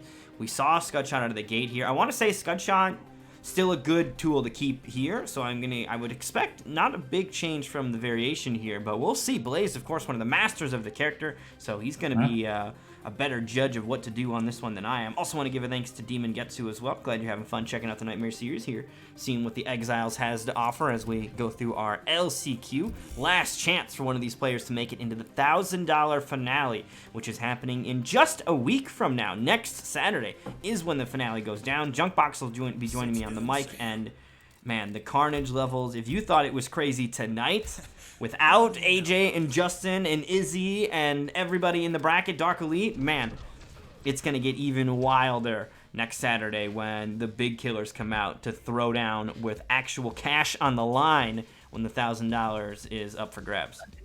So are you doing it with the same format you've done in previous seasons where the first round they get to pick their opponents? Or yes. Yep, the draft. I think that's the one thing that makes the Nightmare series unique now, is that we do have a character or a player draft at the start. So because seeding is honestly too difficult to predict based on points anyways, because with all the events going on, some people, their lower points placements are not because they're not good, it's because they're busy, or you know what I mean? So they're not an accurate prediction necessarily, or depiction of the skill levels of players, particularly with, like, you know, King Gambler could be our LCQ winner yet again, and like he is not the lowest seed in there. So Yeah, no, not by any stretch. the draft part allows players to kind of pick their opponents, and there's a little extra drama there. You know, the players can talk a little shit in there, and I think it's a lot of fun. And like I was saying, the one thing about the Nightmare series that nobody else does, and I think is really cool, I want to do, and we'll see, maybe get some kind of like interviews going too for the players. We get them all in there on the mic, so we can do a champion interview at the end, see how they're feeling when they're the proud owner of the lion's share of $1,000. We'll see. Indeed. And that comeback, I don't know if you were watching that. Striker just brought that all the way back. That was well played. And again, that having that armor break at the end, or the ability to just deny him the ability to even think about armor breaking, was it allowed him to close it out because of that special move, as we were talking about earlier. Okay. Oh, super leg. Yo, a get up attack coming out. Here's the pissed off as well. That's decent damage there. 21. Exactly, 21%, and you didn't really do a whole lot right there. It's just like, that's a really, really strong move. And if he breaks, then that probably jumps the damage up over 30% just for a punch into a special. It's like so good. Yeah, very, very clean. And very minimal risk of a breakaway fucking it up. But here we go. Striker's got the kill. No brutality, but that would have been sick. Nonetheless, Striker is going to take it 2-0 right now over Blaze. And Blaze's shot at redemption. The door closing even more on him now. One shot remains to turn it around. He needs 3 in a row versus Striker. And I got to say, Johnny Cage is arguably just the beginning of that climb, right? You get through Johnny Cage, sure, but we know he's got a deadly Terminator and a handful of other characters in that menagerie as well. No, I'm really, really liking this Johnny play from Striker, because again, I haven't really seen him play Johnny like this, and again, seeing him do this at the highest level in the moments that matter, and he's looking extremely confident right now. Like, and he's just really, really clean with his play. He's getting the whiff punishes, again, just using his special moves very intelligently in the neutral. Oh no, Blaze is never gonna do this. I don't know why we ever fall for this. Like, Blaze will always do that. He'll pretend like he's gonna choose somebody else, and will 100% go back to Aaron. He almost had me though. I refuse to engage with him in character select. He almost had me. I was like, really he's gonna do this? No. It's the biggest bait in the business. He loves a quick little drama llama at the character select screen, and he gets quite a few every night. Is he gonna switch? No, he's not. I promise. Of course not. There is no character crisis. He is Aaron Black. That is it. Okay, gets a throw. But Blaze is definitely gonna have to turn it up here. He's down 2-0. Again, Striker playing extremely strong tonight. And again, I know Blaze wants to win this, and he'll be a little bit disappointed if he goes out on a 3-0. But again, I think he still has the ability to pull this out. He just has to dig real deep at this moment. But here we go. Gets the poke, pushes him, slowly pushing him back towards the corner. Gets the back 2-2. Okay, before he gets caught. Okay, he gets breakaway dream. Now that fatal blow, which is a lot more than just a fatal blow when it's Johnny Cage, is available, and another one slipping away here. And like, you push Johnny Cage to fatal blow territory, and you queue up 50% plus being available now. It is so dangerous trying to finish this character off. So this man, him and Joker, they have 2 fatal blows for all intents and purposes. And yeah, it's wild. Yes, and I would argue that sunglasses are stronger than a fatal blow, because again, he can combo after it. Yeah, it's more damage. It's like you get hit by a bigger fatal blow, and you still have to worry about. And then he still has fatal blow afterwards. Yeah. The key part of that is, oh yeah, I still get my fatal blows. Dude, what? You didn't have to spend them both? Wild. Although I will say, it doesn't feel unfair. Maybe we'll see as the game kind of progresses on, because it's like a one-time use. It's an ability slot that literally serves one purpose, and that purpose is huge, which makes it valuable. But it's not to the point of like, oh, every Johnny player has to have something. You know what I mean? Like, it fits within the meta in a decent spot. Indeed. All right. Okay, Blaze does have the life lead now, and sunglasses is off the table. He gets this fatal blow cancel. This throw is gonna push him back to the corner. 35 seconds. Yeah, and Blaze can. Okay, good thing that connected, because I was gonna say that would have been GG's. Blaze has to be careful here, though. This is one shimmy away from fatal blow territory. Okay, he gets it. That should be the round. Oh no, doesn't kill him, but he does have the acid, and he's. I don't know how he got out of the acid in that situation, but he does get the low poke in order to close it out. Okay, Blaze absolutely needs this round, Dream. If not, unfortunately, his season comes to an end if he loses this round. Okay, he gets the short up. Okay, Dream, he's pushing him back to the corner. Ooh, opens him up. Oh, big whiff. Gets the opening too here. Crushing blow comes out. The rifle's empty here in the final round, of course. 2-2. Okay, anticipates the breakaway. Gets the breakaway, and he gets the acid down, so that's kind of a 2-for-1 in that situation. Back 2-2, stuck in the corner. Okay, oh, he got caught. He almost tried to catch him with him, but he ends up getting hit, unfortunately. Shimmy back and forth. Good blocks on the low. Blaze trying to get some space. Gets caught by the fireballs here. Fadeable now available. No chance, though. That's it. Man, a clean 3-0 Striker. Yeah, Striker has been looking perhaps the fiercest tonight. The only one that's been able to get a 3-0. And not only has he gotten a 3-0, this is his second one of the night. And again, I haven't been following him as much this season. Has he been playing Johnny throughout this, or is this something new that we're seeing? This is something that we started to see, I want to say, in like maybe the week before the LCQ and the LCQ. It may have even been in prep for the LCQ, but Striker's usage of Johnny Cage is a little bit of a new thing here. And I mean, like I was saying, you take a player of Striker's caliber and you couple him with a character that is as insane as Johnny Cage can be, and you've got yourself a just Megazord that is out to slay entire brackets, laying waste to every foe in his way, and it's exactly what's been happening here. So Striker moves on. He's going to face off against Slick Beats in our losers finals, and we are going to have some invites out to them in just a moment, and that match will be underway here in just a few minutes here once we get our players in. Oh, so this is already moving pretty quick here. So we have Slick versus Striker. Again, that's another match I still can't call it. And again, overall, I think Gambler is still very well positioned to be a 3-peat champion. But again, both of these players who are about to play right now are also hungry as well. So I wouldn't mind seeing the grand finals reset. But again, Gambler looking extremely strong. He's able to clutch that out in those Game 5 situations. The question is again, do the other players have the same level of stamina and ability to close out at the end, right? It's been a long night of matches already. You see a lot of Game 5s. We do have some 3-0s, but for the most part, they've been pretty long sets, pretty long matches at a very high level. Can they maintain the momentum, Dream? Yeah, this is a big thing, is your ability to maintain this level of play for extended durations of time too, right? It is not just one set, it is a multitude of sets, and even here, whoever wins, they're not done yet. And you know, typically throughout the Nightmare series, there's points on the line, so second place is worth something. It's not worth as much as first, but it's worth something. But here in the LCQ, it's a little bit of winner takes all on this one. So, like, Slick Beats and Striker, even if they win here, there's still a chance that their efforts could come up with nil, other than the pat on the back that they made it to second in the LCQ, but that doesn't get them anything.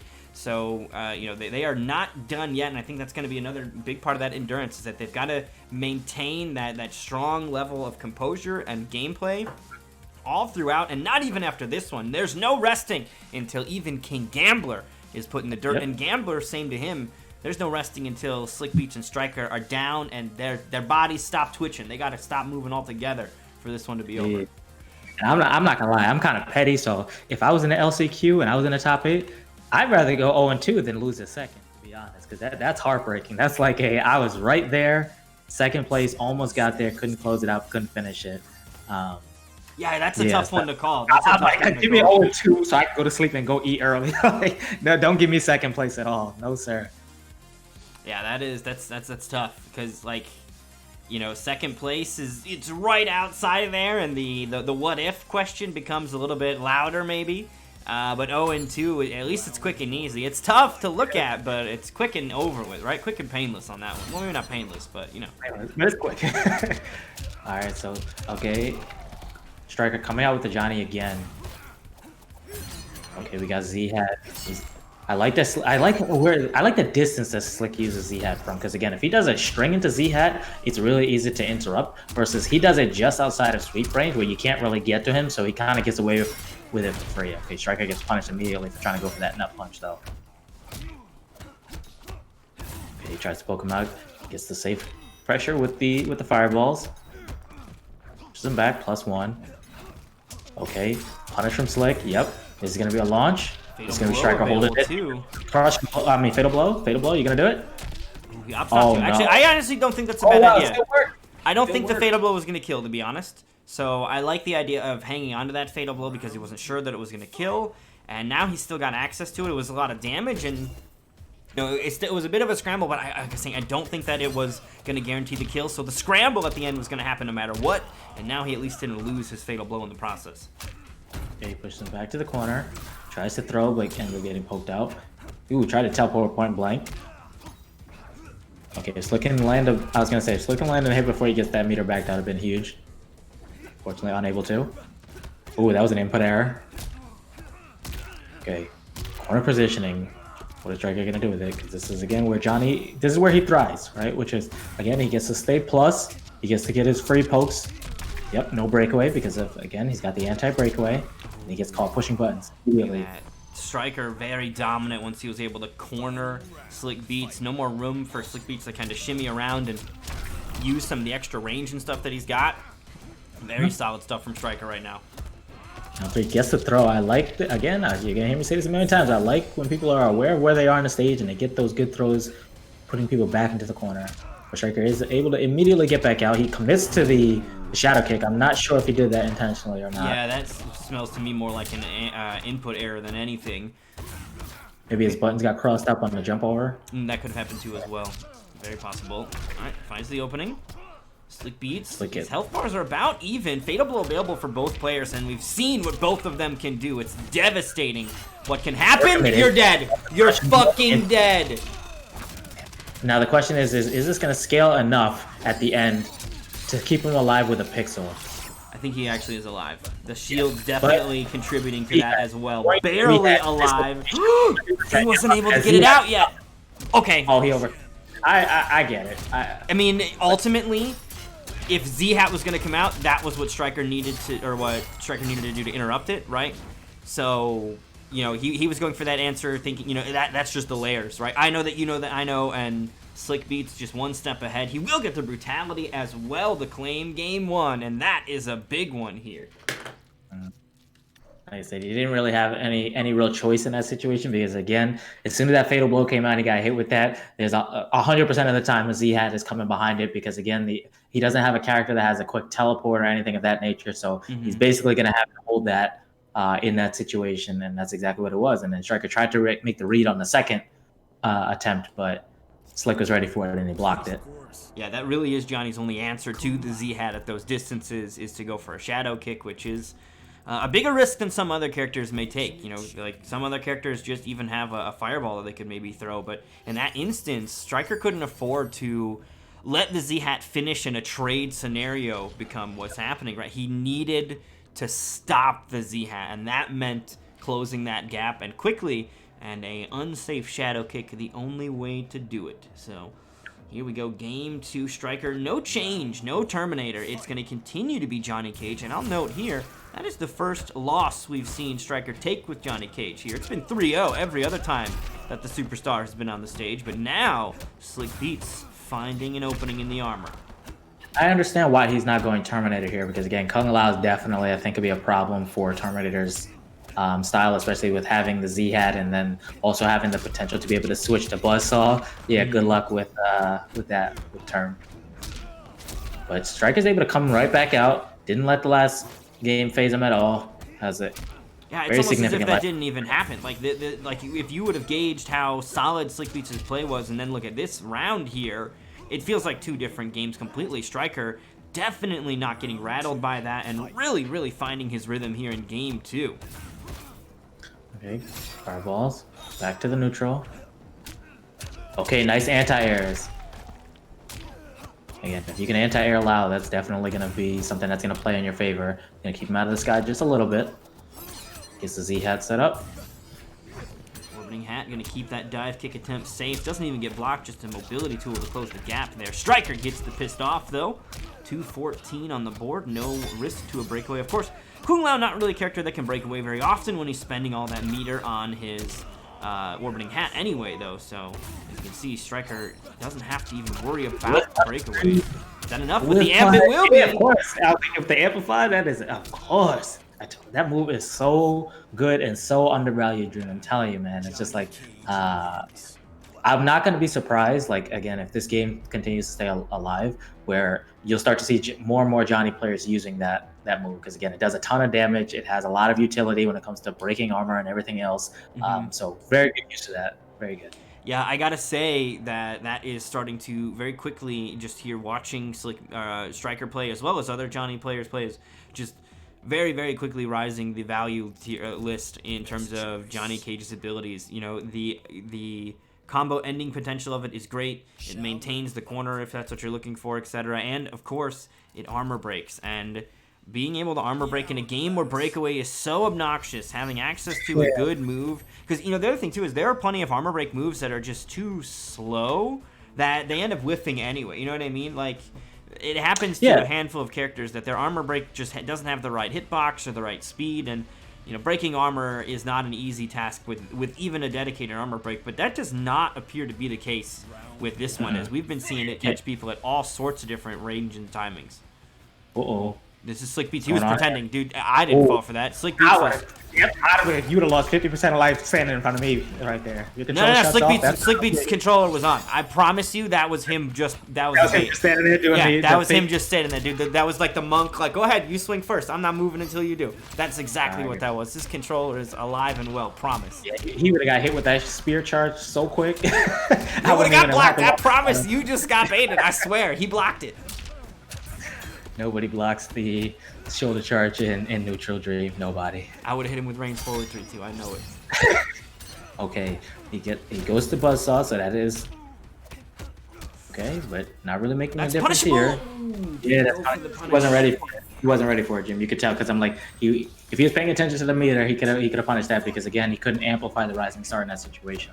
Absolutely, Soul Warrior. Knowledge is power there, and that little bit of information about Striker lacking the meter, they're lacking the meter as well. I don't think you can amplify enough punch on block anyway, but that is back-to-back punishes that have slipped through here for Slick Beats.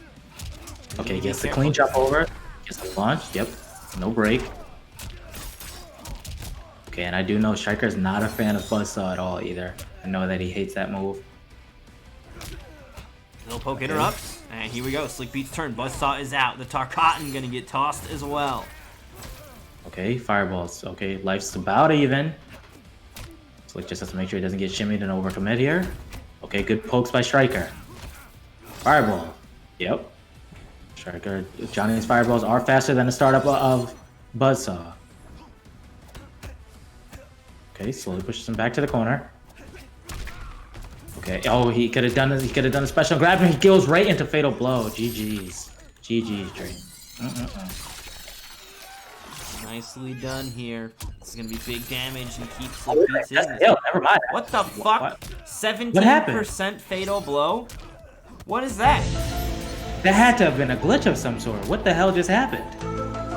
What happened? I wasn't looking. I was typing. What did he do it after? Was it after a flawless block attack?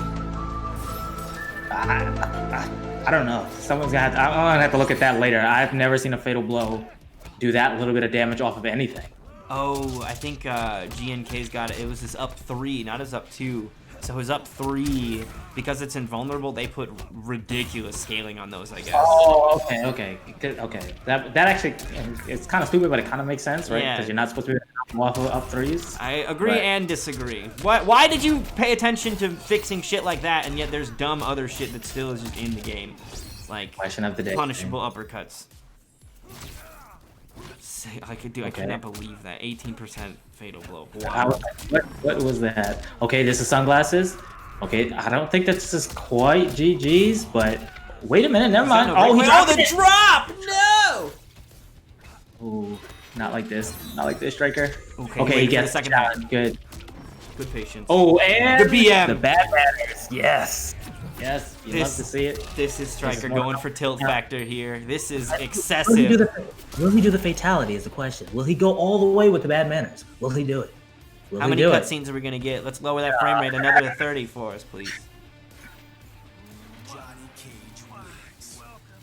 He said that's how much fatal blow should do in general, to be honest. I don't know if I agree.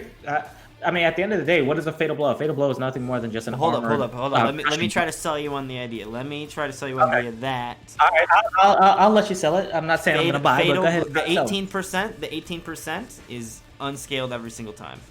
It's always 18%. So if you just do raw fatal blow, you just get a measly 18%. But if you save that shit and you end combos in it, now we're talking big numbers. Maybe not super big because they already do about like 10, 12, but I'm talking like the biggest, dumbest Chronica Rock setups in the game, 18% every time. I'm gonna pause before I answer that. Was that 3-1 or was that only 2-1? I thought that was only 2-1. Yeah, Slick, was that? It's only 2-1, Slick. You left a little early there. I thought I had the score right. I was a little confused, but I thought that he was still alive. To answer your question, so you're saying, let me make sure that I understood what you're saying correctly, which is, regardless of what happens, whether it's on the end of a combo or if it's done raw, we're saying always 18%. That's the argument? Yes. All right. So I'm going to say, I'm just trying to think and do the math here. What I want, 18%, and it's still armor breaks. Yeah, right? It keeps all of its other properties, although what it effectively does is nerfs raw fatal blow pretty heavily, but buffs fatal blow in every other situation. All right. So other than like early combo, I guess hit confirm into fatal blow, like unbreakable grounded fatal blow stuff. Here's what I'm gonna say. Here's my answer. Why I'm gonna tell you no. All right. Do you know how many times I've used fatal blow to anti-air kill people into 32%?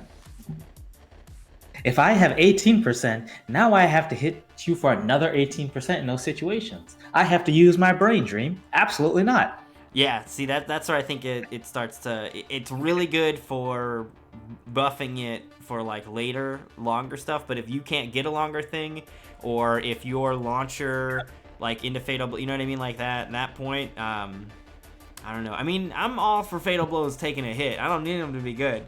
So, I don't know. I mean, obviously not going to happen. Super duper theoretical on this one, but... If that was the change they made to the game, I would not join the riot. Yeah, yeah. Like my picket sign would stay in the closet. I'm not rallying on that one. I'd be out there picketing. I'd be adding Ed Boon and Paulo every day. I like to have those situations where I can just cleanly turn my brain straight off and win. I love it. So, you know what? They should increase the damage, and Scorpion's back 3 should launch. Blast! That's all I have to say. Heard it here first. Why do they have armor? Because without armor, they wouldn't be useful. And we get started into game number 4. This is game 4 here. Striker on the brink. 1 game left to finish the job here. Slick Beats, of course, needs to get 2 in a row with his bottom 5 pick here. I believe this is the spiritual guidance version. We'll see in a moment here. I wasn't actually paying attention, but I believe that this is going to be the Spirit Stance, which we hadn't seen him bust out. So yet again, Slick Beats kind of doing the rounds on the 3 different play styles of Kung Lao, looking to see which one can end up working right now. Yeah, Dream, that looked like a speed run right there. I don't know. Oh, hold north, not pressure. Indeed, Turkey. I agree. What's up, young man? You gotta also consider too, you know, Slick Beats already thought it was over, so you know, there could be mentally already exhausted. Already he had resigned himself. Striker, of course, on a tear, and he is going to continue to march with this momentum. I mean, if Slick Beats is letting those hands fall a little bit, then Striker's going to go straight in with those finishing blows here. Indeed. Okay. Striker, no offensive meter. Still catches it. Yep, Slick can't break. Okay, here we go. Slick's turn. This is what he needs, Dream. This is what he needs. He gets Striker off of the breaker. Again, this is Kung Lao in the corner. This is massive damage on any touch at this point. Oh, there's that first touch. Gets the throw afterward, and still no defensive meter for Striker. So Slick Beats could absolutely turn this around. Here's that touch he's looking for, Soul Warrior. This is the damage he needs. He's probably not going to use the Fatal Blow because it's not going to kill. Yep, he's going to get the setup. He jumps back. Where are you going? Okay. Only the slickest of beats could pull this kind of comeback off. Okay, gets the cancel. Don't get thrown. Yep. Short hop. Slick Beats in there. That was a beautiful comeback. The beats are too slick. Okay, he's still in this, Dream. He's still very much in this. He wins this game, we go to a game 5. Jump kick is blocked. Defensive meter spent. Gonna get the trade there. That's gonna be in Slickbeat's favor as he's gonna get the offense going here. And Striker, no defensive meter as well. He's spending his access to a breakaway on those rising stars. So Slickbeats, if he can find a hit, he'll be able to do something. Oh, that was brilliant. That was brilliant. What a wild way to do it. To get the autocorrect. That was sick. Okay, this is Kung Lao in the corner. This is you touch, he dies. If he gets touched, he dies. He gets the trade. The throw into the hat. Okay, Fatal Blow now available here for Striker. We've seen how devastating that can be. Watch out for the sunglasses. He's got the sunglasses, but he can't do it while he's airborne. He gets the throw cancel. Okay. Sunglasses are off the table, but it doesn't even matter now with the damage output here. He can't take the trip. He can't take the trade. No! Oh, the beats weren't slick enough. Wow, that was a crazy last game though. Yeah, that was GG's tight. to both. That was good. A valiant attempt there from Slickbeats. Got himself a big comeback. Wasn't able to bring it all the way home, but he will nonetheless be a memorable match here on that one. That was a huge comeback there. Beautiful stuff, and just kind of goes to show and highlight how talented Slickbeats is as a player as well. So looking forward to continuing to see him make his rise through the brackets here in the Nightmare Series. There's more and more players coming through. Only 8 spots can go around in these top 8s though. I mean, that is just the way of things, and the competition as it gets fiercer and fiercer for these players to get those spots is really exciting to watch. This is cool, man. Again, I love seeing Striker be successful, being able to get into these grand finals. But he's going up against the LCQ Titan. I don't know if anybody else really compares right now to King Gambler's ability to win these LCQs. Right, this is potentially his third on the brink of. Anybody can do it right now. Territory. Anybody has the right. We're thinking about renaming it. We're thinking about renaming it in honor of King Gambler at this point, because the LCQ has just been a place for him to secure that ticket every single time. It's got almost his name written on it. There's a K, but do we write it at the beginning or in the middle of Striker's name? That's all we've got so far, because it is going to one of these players, Striker or King Gambler. We're going to get an invite out to King Gambler here for our grand finals. We're going to also get those predictions up, and we'll have that next match here for you guys in just a moment. I'm excited for this next match, and this is the last match of the night. Again, Striker is going to have to reset the bracket if he wants to have any chance of taking this. But again, I'm hoping to see 2 Game 5s. That's what I would like to see. Oh, dude, if this one goes the distance, that would be marvelous. We saw King Gambler and Striker face off earlier for a shot at the top 8 previously in top 8 winner side, which is how King Gambler got here. He defeated Striker to get into top 8 winner side. So this is definitely going to be interesting to see how the run back goes. That was a Rambo matchup, however, and this time around, you know, we've seen a lot of Johnny Cage, so it could very well be Johnny Cage that comes out from Striker. I'm definitely intrigued to see that. And of course, for anybody that is out there that missed the action here tonight, or if you're coming in a little late, worry not. The archives are up on YouTube. The whole event is up on YouTube. And I would genuinely appreciate if you guys would go head over there and hit that sub button, because that'll really help me, you know, get those better numbers so that we can spread the word for the tournament more, because there are Xbox players out there. I know it. I run into them all the time. And if they know that they've got a competitive place to play, that is going to be really helpful. And of course, we do get the post Rambo. Ooh, Rambo time. There's also some individual matches up there as well. So, you know, it's a good place for even, you know, if you get yourself on the stream and may end up putting one of your matches up there individually too. So, a lot of cool content on there on the YouTube channel if you guys want to check that out. And I would really appreciate if you guys, you know, push just that sub button. You don't have to even watch the videos a ton. Just pushing the button. Yes, helps. you do. You have to watch the videos. I'm telling you, watch the videos. If you play and your match is on stream, honestly, you should watch the video. If not just to go find your match and review your own footage, that is actually a great idea. If you're looking to get better, that is the #1 way to do it, is by critiquing and taking a look at your own gameplay and seeing where you can identify the flaws and then work on fixing that in the future. And this is going to be maybe the theme here of this match. Lightning arrows, which Rambo not able to duck underneath. He might be able to leopard crawl underneath them. I'm not sure, but this is going to be a lot of zoning. There's the crawl coming out. Watch your toes. Got a command grab attached to it. It's a mid, and here's the deal. If you jump it or short hop it, it's still, like, you can't recover in time to punish it. You have to short hop attack it. It's the only way to punish it. Very interesting. You know what I'm also I want to give a shout out to Gambler for this. Is like he has his variations that are unique to him, that again he's able to analyze what the situation is, analyze his opponent and their variations, and then he picks his variations accordingly to it. So it's just like he's using custom variations. In this situation, he's going back to the tried and true tournament variations. I love to see that level of versatility and variety that Gambler brings to the table.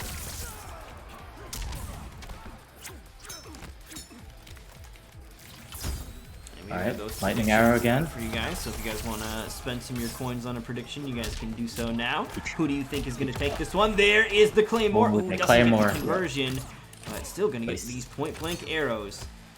Still has the corner positioning though, so it's still a pretty good situation for him. Okay, does a drop kick, gets the anti-air, is able to convert that. Of course, I fully expected he's able to convert those because he's all about the command grabs. I love watching Rambo do Rambo things. This might be enough to kill. The toss back toward the corner will do it. Striker's Rambo is so beautiful. Without a doubt, the best Rambo around. Really happy that he was able to get the representation for Pyramid of Power too, because if you wanted to see, unfortunately he didn't have a great run, but if you wanted to see Rambo doing the best Rambo can, Striker is the way to go with that. His Rambo is just so incredible. And I like it. Gambler seems ready though for the crawl because he's jumped out of the setups every single time thus far. Ooh, boot drop connects. Drop kick. Okay, misses the roll. Gets the throw, puts him back towards the corner. Lightning arrows. Oh, just barely too far with that whip trap here. Now Striker does have the life lead. Here's the launcher as well. Yep. The drop though. He drops it. Man. And he somehow low profiles the arrow because that could have been bad. Yeah, he found a way to get underneath that. He may need to start using that. We've seen a lot of lightning arrow come out. He's got the Claymore down. Yep. But this is why the lightning arrows are very useful because again, he doesn't have to move forward because of that Claymore because he has the lightning arrows. Whereas a lot of characters, you just become stuck just sitting here eating chip damage. Now Striker will win this war of attrition just because of how much life he has. Not if he loses the trade though. Oh, yeah, he gets or this happens. Blow. But to say, yeah, if King Gambler can close the gap at this health range, now a fatal blow could be enough to kill. That's gonna chunk. I don't think it's gonna kill. I think it's gonna be. He's gonna have like one. He's gonna and now lightning arrow. Lightning arrow again. Already took away a defensive bar. The chip on that quite heavy, and King Gambler takes game one. That's where it does start to get really scary. I think too is as you push him deeper and deeper toward the brink of death, and even he's able to chip you, do a lot of damage through chip, and then he got you to that range where it's just a quick tap into a fatal blow. I mean, and that's all he did, right? He did the full screen roll, caught him, and it was like a button into fatal blow. Into fatal blow, yep. And he's very sick. I've seen him do that so many times where just like again, it's a one button confirm into fatal blow. He's always ready in those situations. So Xander asked, can Crawl go under? That's what we were asking earlier, like right before the set started. I'm not sure. I would think because he's so low down, but the arrow actually starts off pretty low, so I'm not sure if Crawl goes under it or not. Somebody else would have to confirm that because I'm not sure. I'm not sure either. He found a way under it before, but we don't know if it was through Crawl. Crawl gets under a lot of things, but not everything. Like Cassie's gunshot, for example, still catches him, and a handful of other things as well. So there is a possibility that the Crawl doesn't get low enough. Although, now that I think about it, Cassie's gunshot actually can get underneath lightning arrow. Yeah, the Crawl does work. So there we go. He does have an answer, but is it quick enough? The startup of the lightning arrow was pretty tough. I was going to say, he's got to be down already before it starts. I don't think he can react to it. It can't be a reaction. I think he's got to, prematurely do it. And he doesn't get anything out of doing it, really, it seems, either. No. I mean, he's able to, if he has a life lead, I think he can maintain it a little better, but right now, you see all that chip adding up in Gambler's favor. And he gets it down. Oh, no! Oh, no! Oh, dude, that's why Claymore is so fun. And he died for it? Oh! Yeah, he died. That's unfortunate. That is unfortunate. Round two. Claymore. Yeah, dude, mistakes were made, man. We gotta get the Call of Duty kill feed on that one. Mistakes were made. He doesn't jump the Crawl. Okay, slowly backs up. I think what Striker wants to do is he wants Gambler to slowly back up and then so we can get the knockdown and get the Claymore out, but it doesn't really seem to be working out. Okay, gets the jump over though, Dream. Down two is it? I can't believe he got hit out of the stance with an uppercut here. Big uppercut whiff, no punish though, but Striker's still pushing forward. Catches him with the swing of the blade. Drop kick, pushes him back to the corner. Blocks the low. Alright, hopes are out. Full core.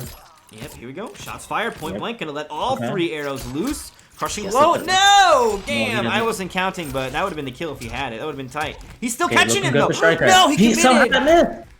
Punishable. Okay, no punish on the punish. roll.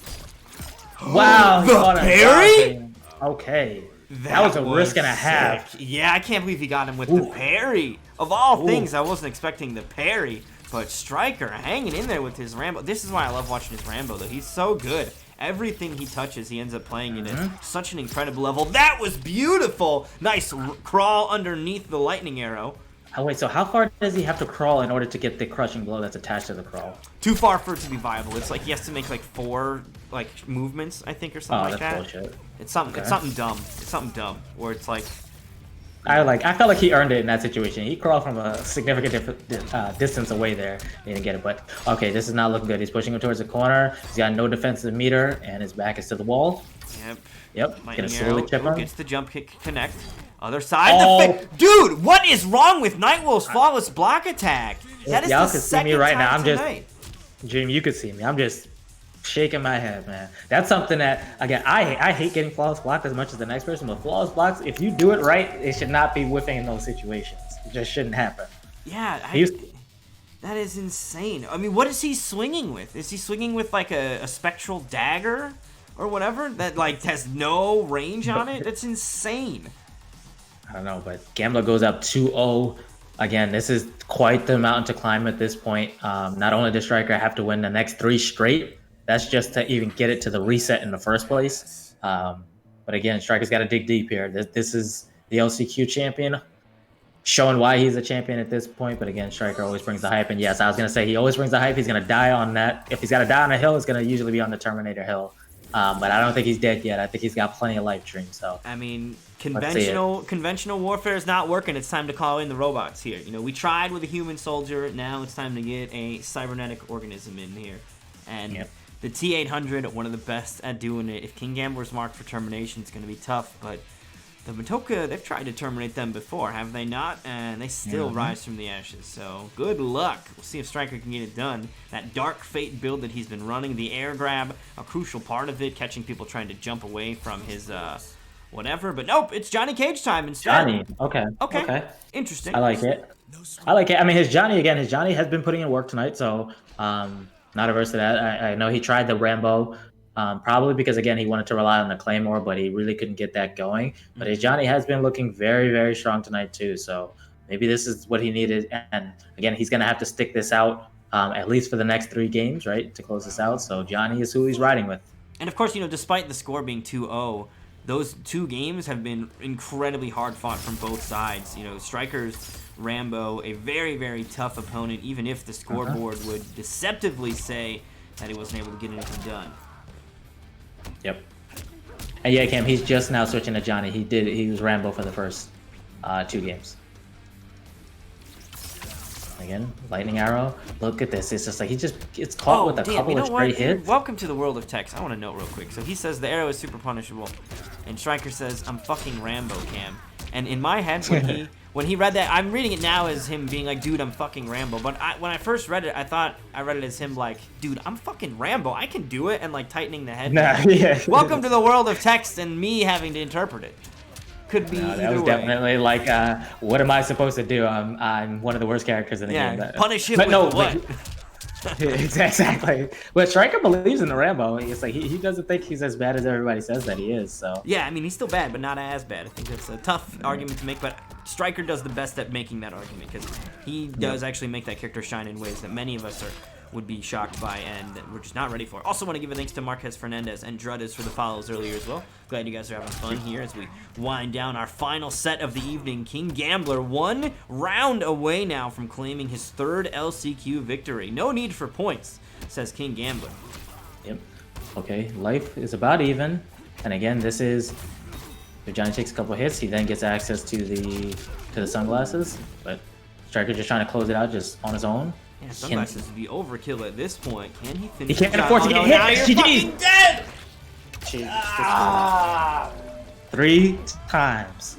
Is this it? The armor breaks, man. Yeah, it reset the scaling. So, yep, 426.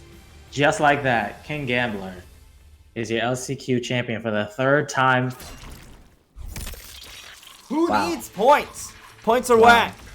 I'd say he is the most efficient player in the Nightmare series. He does not play all season for the most part. He shows up when it counts, and he wins. Fatality. Very nicely done. Very nicely done. Zombie will be updating our leaderboard here, and King Gambler is our LCQ victory. Congratulations to King Gambler, of course. He absolutely earned it. That is all part of the strategy. 11 of the top killers were not allowed to do some gatekeeping, so King Gambler able to make his way in, and he will be joining our 11 other competitors here for the finale. Before we do that, let's go ahead and quickly pull up the points so that we can discuss who those 11 players are, and then after that we'll say our farewell. So King Gambler will be joining Crispy Fungus, Zythshock, AJ74U, iScorpion, Izzy, Justin, Dark Elite, Hijinks, Blue Link, Sully, and Cam is Black. Those are the 11 players that qualified via points. The 12th player to make it in will be King Gambler for the finale, which is going to be happening next Saturday. That is when the finale is going to be happening. $1,000 is going to be on the line during the finale as well.